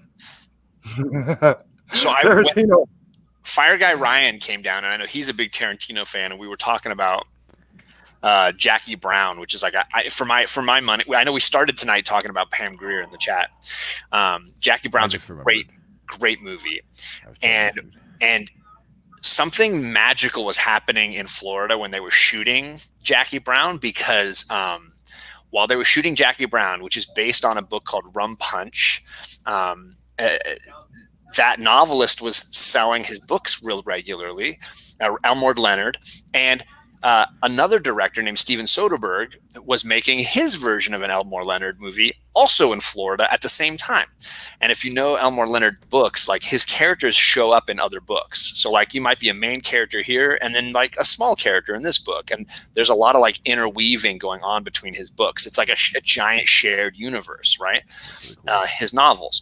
So Soderbergh is making his movie. It's got J-Lo and it's got George Clooney and it's got Ving Rhames, and it's like, this is a badass little movie. It's got Don Cheadle in it. Like, it's a cool little movie. It's funny. It's called Out of Sight. It's great. Out of Sight.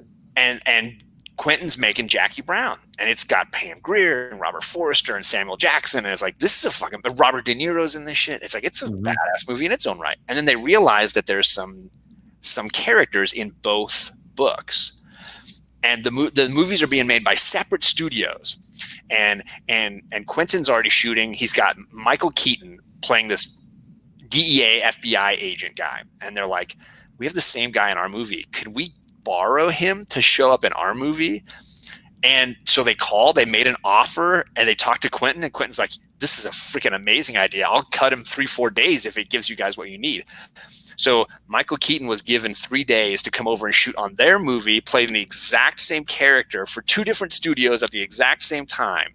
Wow. And the guy, it's hilarious because he's this cocky FBI agent who rides a motorcycle, wears jeans and a leather jacket, and he has a T-shirt that says FBI across the front of his fucking shirt. One of the guys is like, hey, do they have one that says undercover? They got one that so great. So they get Michael Keaton to do this role, and it's like, now the 2 sets are like mingling, right? They're like making jokes with each other. They're talking to each other. And then it gets to the end of shooting Out of Sight, and they're like, you know, the end of the movie Out of Sight involves our main character is always breaking out of jail. He's like escaping prison all through the movie. And he's locked up and he's going away to jail. And he's like, I don't know how I'm going to get out this time. And he rides in a car with this guy who's like, oh, I've escaped from a shit ton of prisons. I'm sure I'm not going to stick in this next one very long. And you get the sense that like, oh, this guy's going to help him break out the next time. They're like, I don't know who's going to play this part. They call up Quentin Tarantino again. And they're like, who can we get? And he's like, Samuel Jackson's free. And Samuel Jackson drives over to their set, and he's shooting on this set. And now he rolls over to the other set, and he shows up for one day of shooting, and he plays this amazing little cameo in that. So like, there was this fun thing going on where it was like everybody was like, "We love these books, we love this universe. Let's just play. Let's like go set to set and make." So those two movies, I almost feel like you need to watch them together. They're like it's fun. They will tie in kind of to each other. It's hilarious. And I love both movies. I think they're both really good. Out of Sight is the George Clooney movie, and Jackie Brown is the Quentin Tarantino movie. But I think they're both really fun and funny and quirky. Yeah. And I haven't seen either one of them. You know what I mean? And now I got some fun to go watch. Yeah. Yeah. I mean, honestly, Out of Sight is probably one of the movies that like I consistently laugh at over and over again. Like there's just lines of dialogue in that movie that slay me. Steve Zahn is in it, who I think Steve Zahn is hilarious. Like he plays a stoner and he's so freaking good at it. Like there's no way that guy just doesn't smoke weed all day. Like he's just fucking amazing. And Don Cheadle is scary as can be. Don Cheadle's amazing. And J-Lo is smoking hot. Oh my God. Anybody who says J-Lo can't act needs to watch that movie, and you'll be like, I'll bang that. She's amazing. she's nailing this. I can't remember if it was the what was that vampire movie where they're down in Mexico? That's From Dusk Till Dawn. No, I don't know if it was that one or if it was that other Tarantino movie where there was two that dropped relatively at the same time, and I couldn't remember which one I saw first. And I remember, I just so he wrote From Dusk Till Dawn, and then got together with a director who kind of rewrote it a little bit, and then he starred in it with Clooney. Right. And it's a good movie. Yeah, they're talking about it, and yeah, I like Out of Sight a bunch. I think it's really underrated. But I like Clooney. I think Clooney's really good. I enjoy it. Clooney. And he's hilarious. He shaved his hairline for that. For Out of Sight, he's supposed to be like an older, balding, somewhat guy. And so he went and shaved the front of his hairline to make it look like it was receding a little bit. And he was on ER, and he was like the sex symbol guy. And he's like, no, I'll shave the front of my head and make it look like I'm a little, I mean, it's not like super noticeable, but it's enough that gives him like a widow's peak. Like it's going back a little bit, like my hair naturally does. Mine's starting to go back. But that's how what's her name got her. I don't know anybody. Hayek. That was how she got Salma her. Hayek. Oh my God, with the snake. That's how She's she like got noticed. It was off. that movie that really launched her. You know what I mean? God, yeah. Everybody was like, Salma Hayek. What? Yeah. Well, no one knew who she was, and then when she did that dance scene in the bar, it was like, okay, who's this chick? With the giant yellow anaconda, man. And then she's like, she puts her foot in that one guy's mouth and pours a shot of tequila down her leg into the guy's mouth. What? Yeah, amazing. Oh yeah. Right? Oh yeah. She's like dancing, and then she just puts her foot right in his face and just like pours it right down her chest and down her leg into the guy's mouth. Once Upon a Time in Hollywood, I have not seen it. It's the only Tarantino film I have not seen. That's yet. the new one that came out. I've seen commercials for DiCaprio and Pitt. I will say I grew up, if you can say, on Tarantino, and I do not care for his newest stuff very much. Like I don't hate it. I just don't love it. So I heard that this one seemed like it was going to be similar to Inglourious Bastards and Django, and I was like, I'm like, I really don't like Hateful Eight. I was like, I just don't need these movies. They're not very entertaining. All right, I'll see it, Dollar. I'll see it. He said, must see. I see it. The last three. I just have an issue. Like, so Inglourious Bastards. I'm going to spoil Inglourious Bastards for Perry because I don't give a fuck. Oh, I've seen that one. Oh, okay, good. That's so the Nazi killers, right? Yeah, he kills Hitler at the end, which is like ludicrous. It makes no sense. And it's like, yeah, he did it for just the outrageousness of it because it's Quentin Tarantino and whatever. But I'm like, why. It kind of ruined the movie for me. It took me way out of the movie. I was like in it, and then I'm like, that just doesn't make any sense. So then I hear that he played loose and fast with history on this new movie as well. That he just dramatically changed what happens with Marilyn Manson. Sorry, not Marilyn Manson. Yeah, no, I like it that way. Yeah, Charlie Manson. He changed the history with Charlie Manson a shit ton, and I was just kind of like, I don't really want history completely crapped on so that you can do something outrageous. Like I don't need. So for me, I'm less interested with that. I don't mind with taking some liberties with a true story if you want to make it slightly more dramatic. It just seemed like you're pissing on history at that point. I just kind of was like, why do that? I don't know. Same here. Hollywood, Django, and Hateful Eight are my least three. Yeah, I don't hate them. I really enjoyed certain sequences in Inglourious Bastards.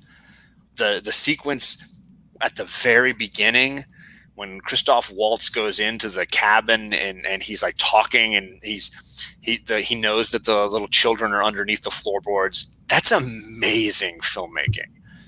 Or when they're down in the cellar in the German pub and they're drinking and Michael Fassbender has to like play with a British accent and then a German accent, and it's like that's amazing stuff.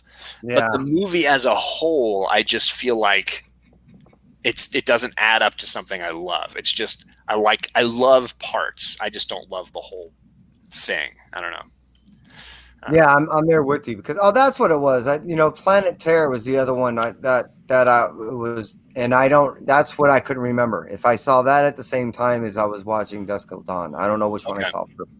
Okay. And they both hit me so different. Sure. You know what I mean? I'm like, wait, you did Predator? What is this guy's style?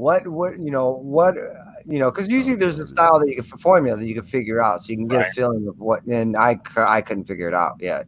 And I again, Dollarman's mentioning Django, and I didn't. I'll watch it. Django I'm gonna watch it this week. I liked Django. I just felt, for me, I felt really strongly that Django was two movies, and they didn't really cut together all that well. Like the first half is one movie where he's like bounty hunting and he's collecting bodies, and they made this friendship. The second half is him like getting his wife back, and they just feel like I don't feel like they splice together all that well. I don't know. Waltz is amazing. Again, no shame on any actor. The actors in all of his movies are amazing, and they give these amazing performances. Like, you're going to see a movie of his, you're going to see an amazing soundtrack and phenomenal acting. You just top to bottom, you're going to get that every time. My worry is that you'll just get a story that has great scenes, but they don't add up to a great movie as much. Right. So for me, like, I like his earlier stuff. I love Jackie Brown. Reservoir Dogs is perfect. I love that movie. It's perfect. And Pulp Fiction is that the first one? Is amazing. So Reservoir Dogs is the one you should watch first. Yeah, that's the first in my one opinion. I agree. And then Pulp Fiction, I think, is perfect as well. I think it's really well edited. In fact, I had a writing teacher in college spend like a month just explaining why Pulp Fiction works and breaking the story down and the reason why it's told out of order. The way it's told, right? It's told that way on purpose because there's no hero arc in that story. If you played it chronologically, it's about failure. Like, these characters are failing all the time, right? Throughout the movie, right? But if you cut it out of order, you get three heroes connecting one traditional hero arc, right? You get Travolta at the beginning, who is the hero that doesn't want to change and wants to keep living the life that he's living. He's avoiding the call of destiny. I muted it. All I see is John talking. Well, it hits him at the end. Well, and then you get Bruce Willis's story in the middle, where he's the hero that has to make a change because it's being forced on him, and he's got to find the right way to succeed in his life. But we don't know how it's going to work out at the end for the Bruce Willis character. Instead, what we get is the Sam Jackson ending. And Sam Jackson is the hero who has the epiphany that he needs to change his life, and he's going to start all over again. He's going to give up the violence. He's going to give up everything.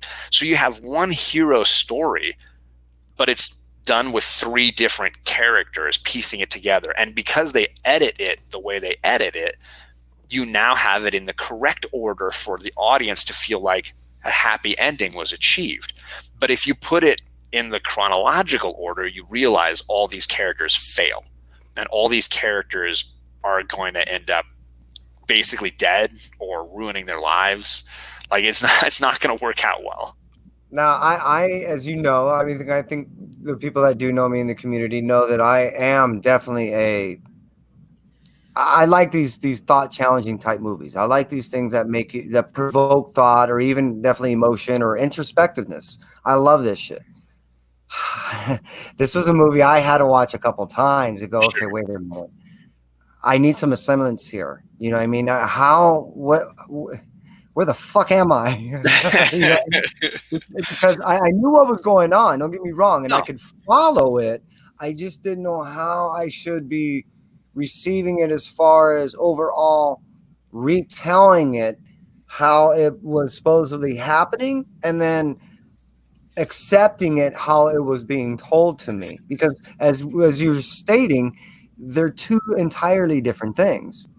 So I had to get past that. And then when you're being hit with so many things too, whereas, all right, you got one person battling drugs, and then the same drug, well, a person that has no, how should I say, desire to do, overdoses from. You have one person that's trying to live the life, like you're saying, of just taking out people and has no care about life at all. And then you have, as soon as the shooting's happening, his partner, who is on the same line, is now playing the exact opposite advocate of, no, it's all about life. Right. So, and you keep getting this yin and yang throughout the story, whole story. And then a hero that you might be cheering for at the beginning of the movie gets blown away, and you're like, wait, I like what I was hoping for that guy would have a redemption arc, and he doesn't get it. Because his arc is secondary to the story of the film, which is now like cut out of order and giving you a different hero story. And Dollar Bin, yeah, I mean, I get what you're saying as far as but I feel like that movie, especially the ending, is ludicrous. The ending of Django, where they have a big gunfight just to have him get captured and taken away, just to have him break free and come back and have another big gunfight in the same house like 15, 20 minutes later. I feel like that movie just doesn't know when it's done.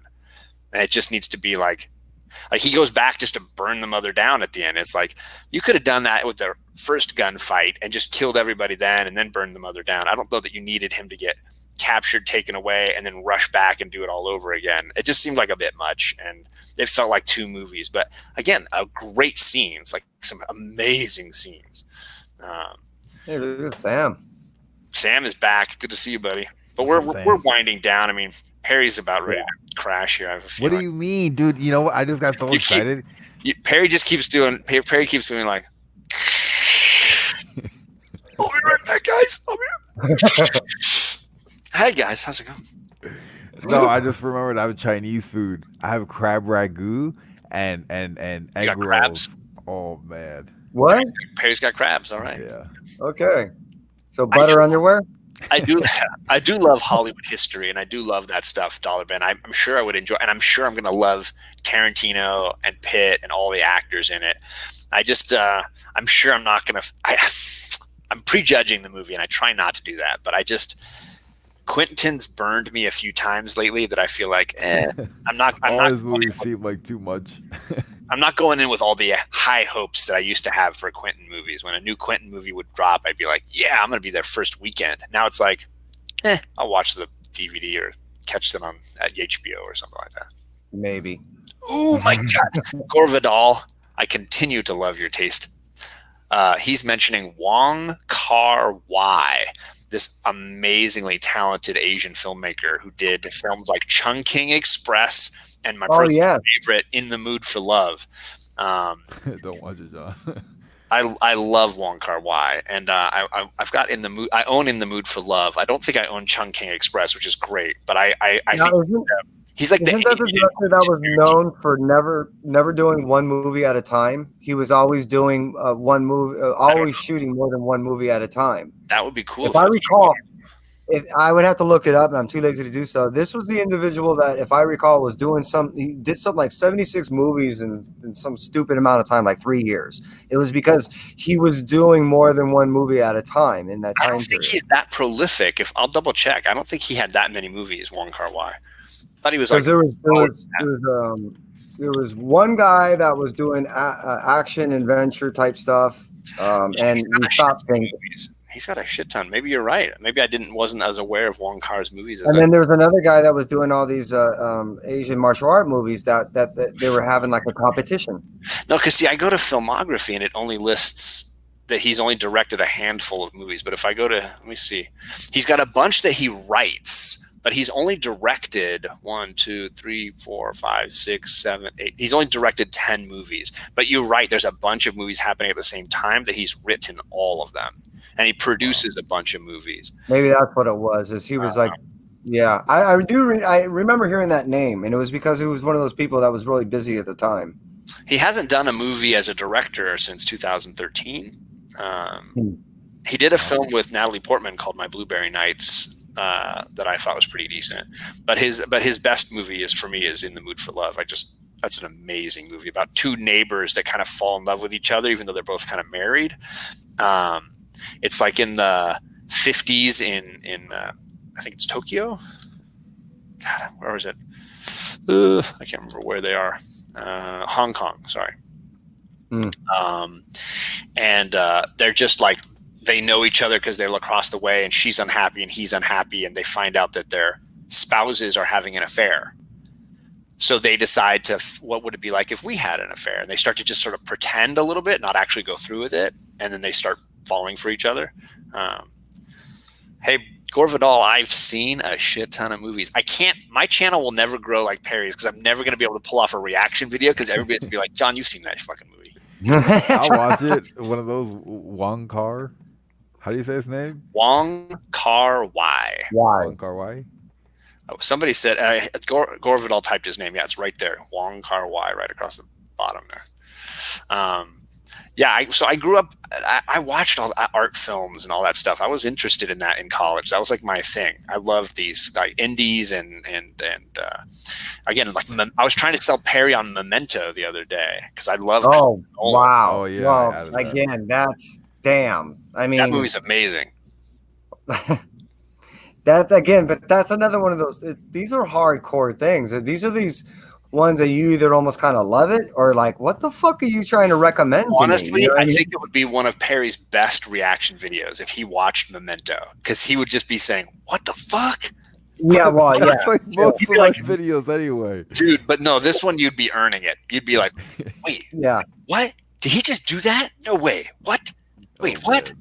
That movie. Yeah. So Perry, I was telling Perry the other night, I saw them. I loved certain reviewers back in the day, and I would read the reviews on Thursdays and then decide if I wanted to see anything that weekend. And on Thursday night, I read this review by Kenneth Turan, who did reviews for the Times in LA. And I was like, this review is amazing. And I found that the next morning there was a screening, a showing. And I was like, I'm just going to skip school tomorrow on Friday, and I'm just going to go see this movie instead. And I saw it, and it was so good. I got out of the theater and I called my wife and I said, tonight we're coming back to see this movie. You're going to see this movie with me. Wow. She called her parents. We brought them along. We saw it. And then we all went back on Sunday. So I saw it twice Friday and again on Sunday the same weekend, because it's a movie that you finish and you're like, I have to see this again. I get it now that I've finished it. I understand the whole thing. I just want to watch it knowing what I now know. I need to see it again. Yeah. It's that crazy good. Wow. That's Because Momentum. That's Memento. It's right here. Memento. Oh, Mento. Because the difference is where some movies are, where let's say like the movie The Game, when you've watched it once and you've eliminated all the mystery, you don't need to watch it again. Whereas the exact opposite is when you've watched Memento and you're like, okay, I got it. Now let's watch this shit. You know, because a lot of times it's hard to be passive. We're always trying to be active and trying to figure out what the fuck's going on.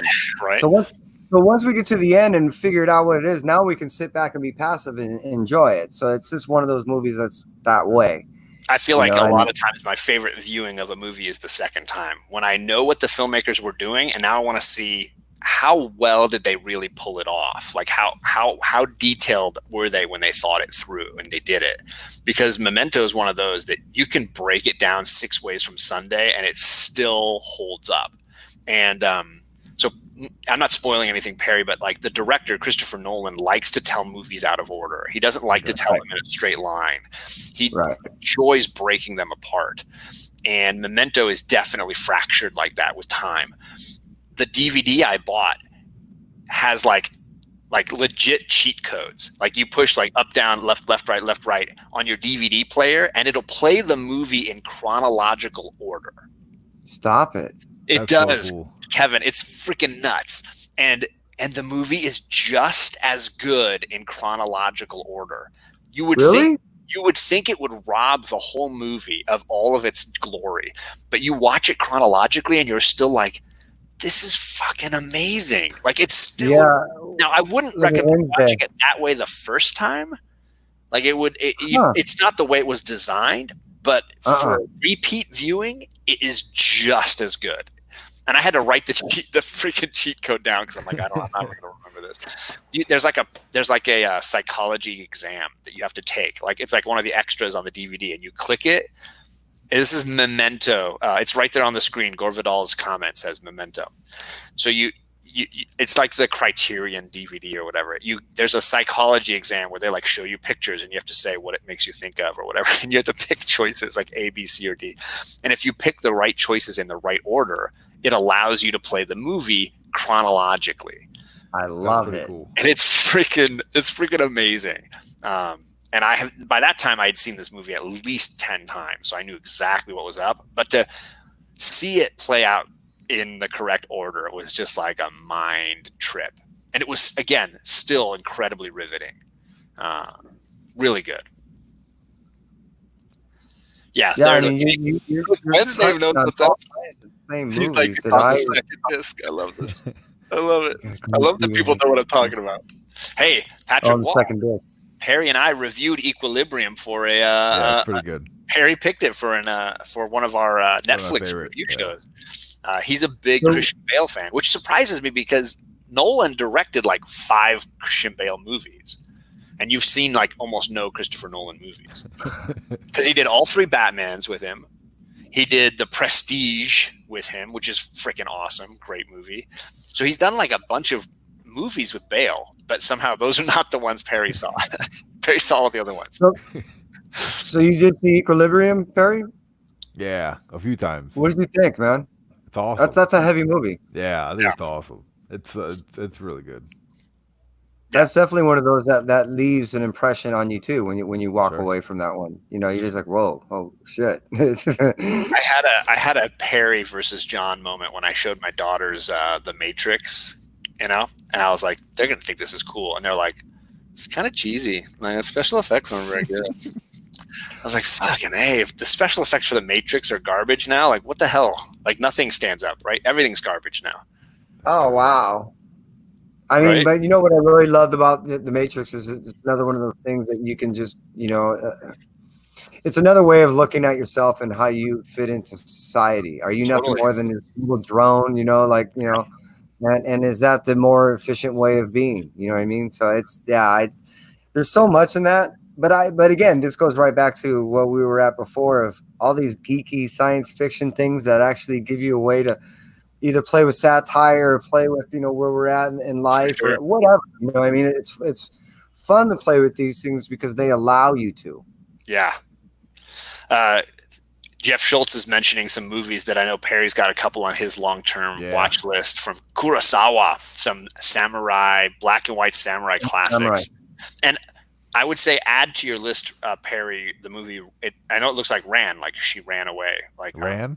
Ran. And it's a movie that's told out of order. It has to do with a woman who says she was attacked and she's kind of explaining what happened to her, but like the judge wants to hear from everybody. So he gets like everybody's version of what happened, and then he has to piece together the truth before he gives his judgment of what happened and how he's gonna punish the people involved. Ran is a great movie. I mean, a great word. Yeah, I know what you love. Yeah. The Blind Swordsman, the first one, the original Blind Swordsman. You'll dig, dude. I saw that You'll once. dig. It's been so long since I saw that. You know what? At first, you're just like, oh, this is slow, and then you get about, if you can make it halfway through, that's when you will start appreciate what you're watching. You're like, okay, Yeah. this is, and just like on the Seven Samurai, and there's a couple other movies of the time. Yeah. What people don't know is these people were real martial artists. They weren't. Nowadays, what you do is you join the Chinese opera, so you learn how to do all these acrobatic things and you choreograph all this stuff. Well, that's not how they did things back then. They got real martial artists, and what they were doing is they choreographed out real, how should I say, moves. That's why when you look at it, it doesn't come across as pretty or, like as action filled and stuff. It's just one swipe, and that's actually how things were done. Well, and I think, what I realized showing my daughters The Matrix and how they thought that it had aged and it just didn't have, was the fact that special effects always age, always. Practical effects never age, right? A practical effect is always effective. Two cars crashing is still going to be two cars crashing in 20 years, right?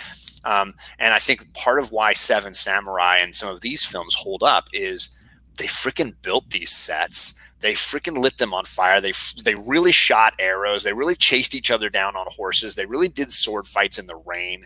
Yes. They did this crap, and it's amazing. And I'm trying to get Perry to watch Seven Samurai, and I'm hopeful that he enjoys it.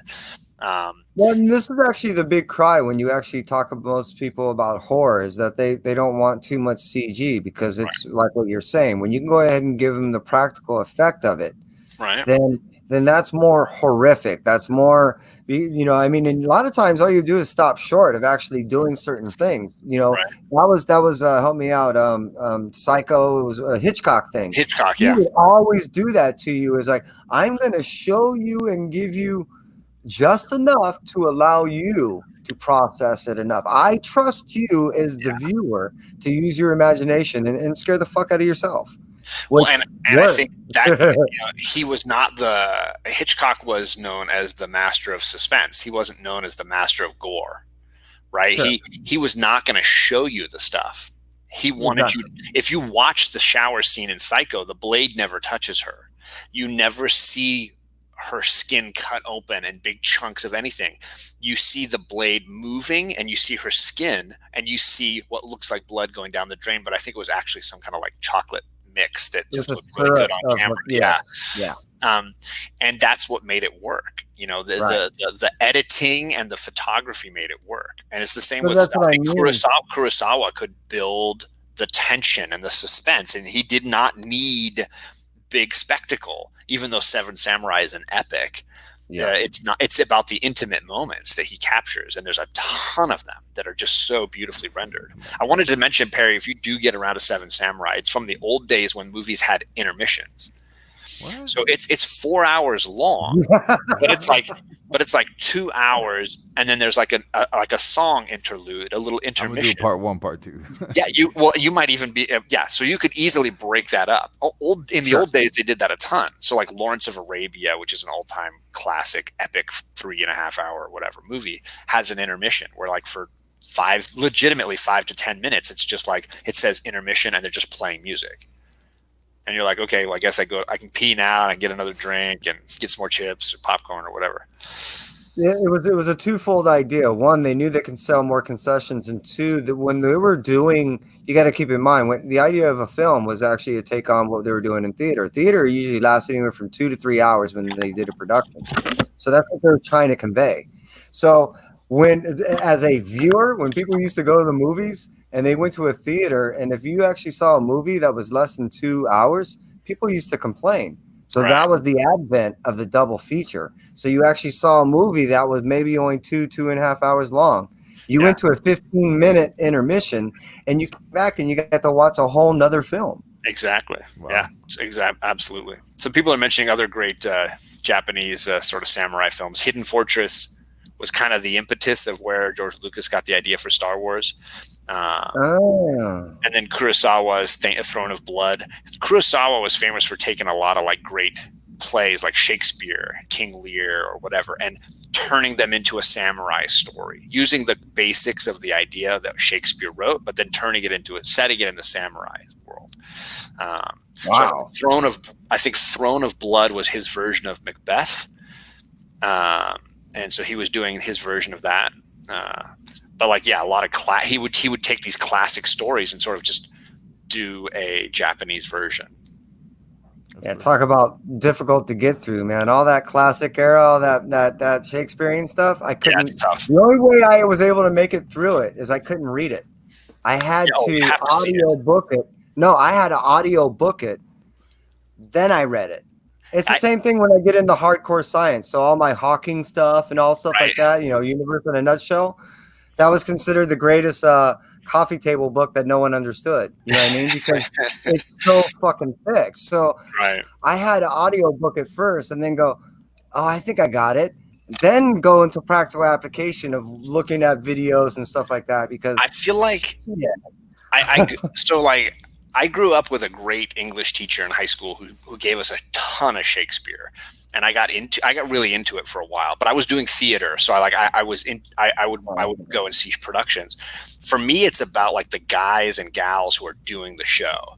And if you want, so like my little brother and I were like teenagers, and we were flipping around, and we landed on Kenneth Branagh's version of Much Ado About Nothing, which is like a comedy that Shakespeare wrote, and two like high school teenagers watching Shakespeare for their free time. That shit doesn't happen.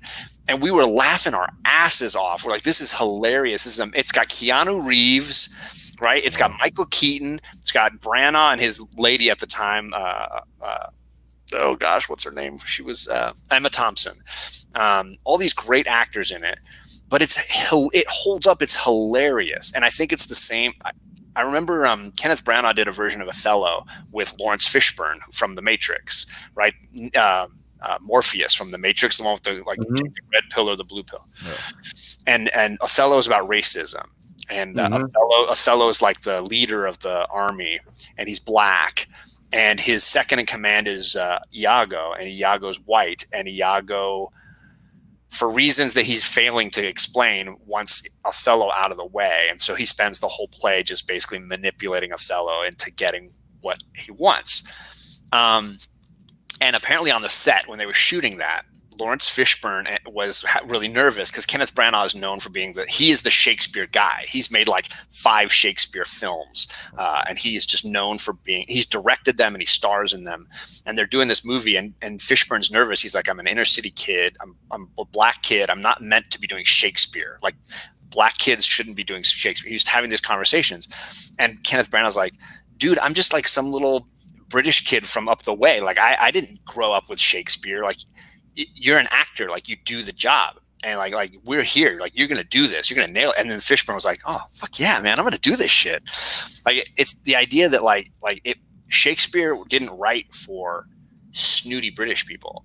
He wrote for like the masses. He wanted people to come in and laugh.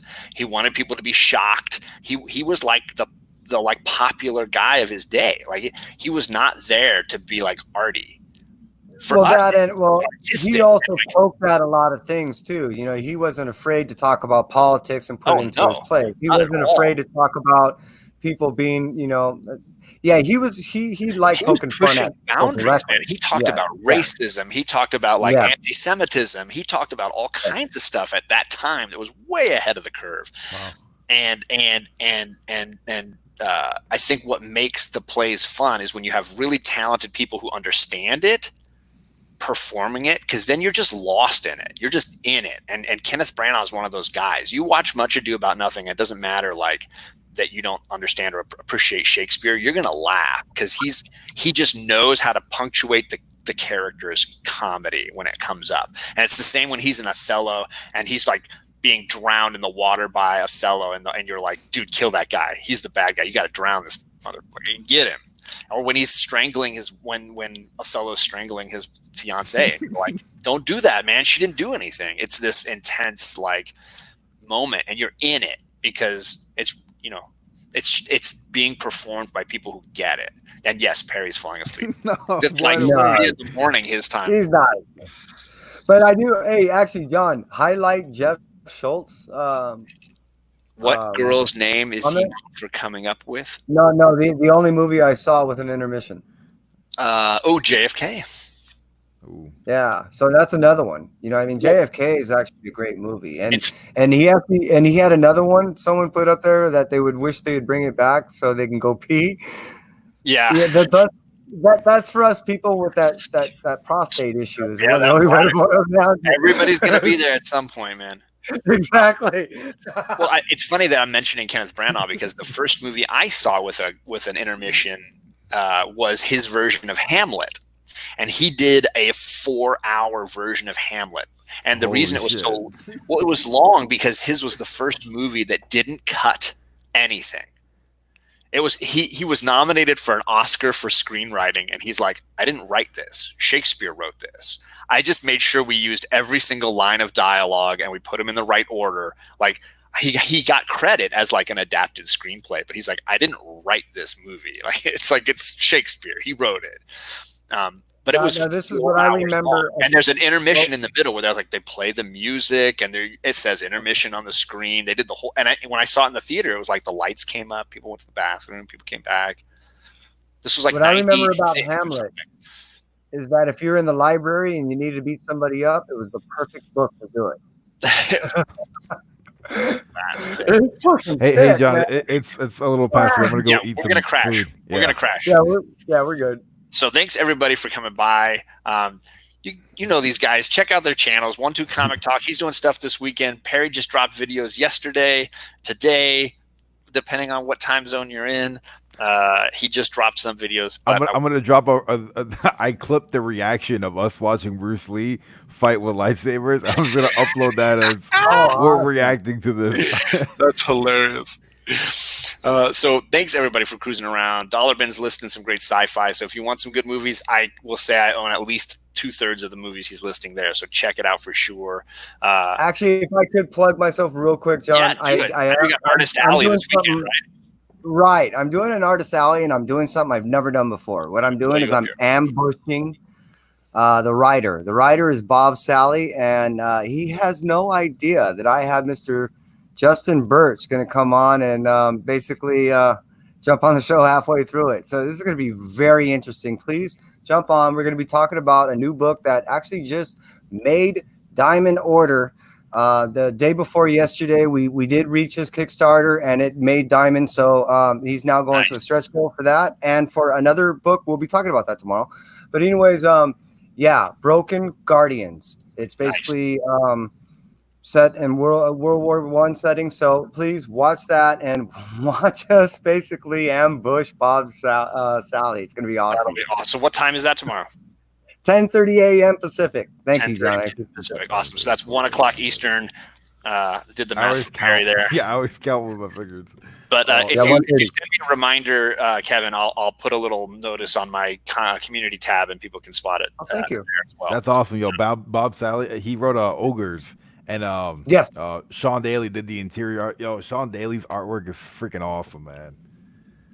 Oh, I'm Patrick actually Wilson, working he's with gonna watch your review, hopefully Perry. Sean Daly soon. Hopefully we'll have Sean Daly soon. Nice. That'd be awesome. Well, thanks everybody for coming by. This was the kind of impromptu, and I appreciate Perry and Kevin for coming to hang out and talk movies. That was awesome. Ooh, and Dollar Bin just dropped the link to Kevin's channel, so you can click and jump right over there. That's the moderator extraordinaire. Much appreciated, Dollar Bin. All right, we're gonna bounce. Thanks everybody. Peace. Thank you.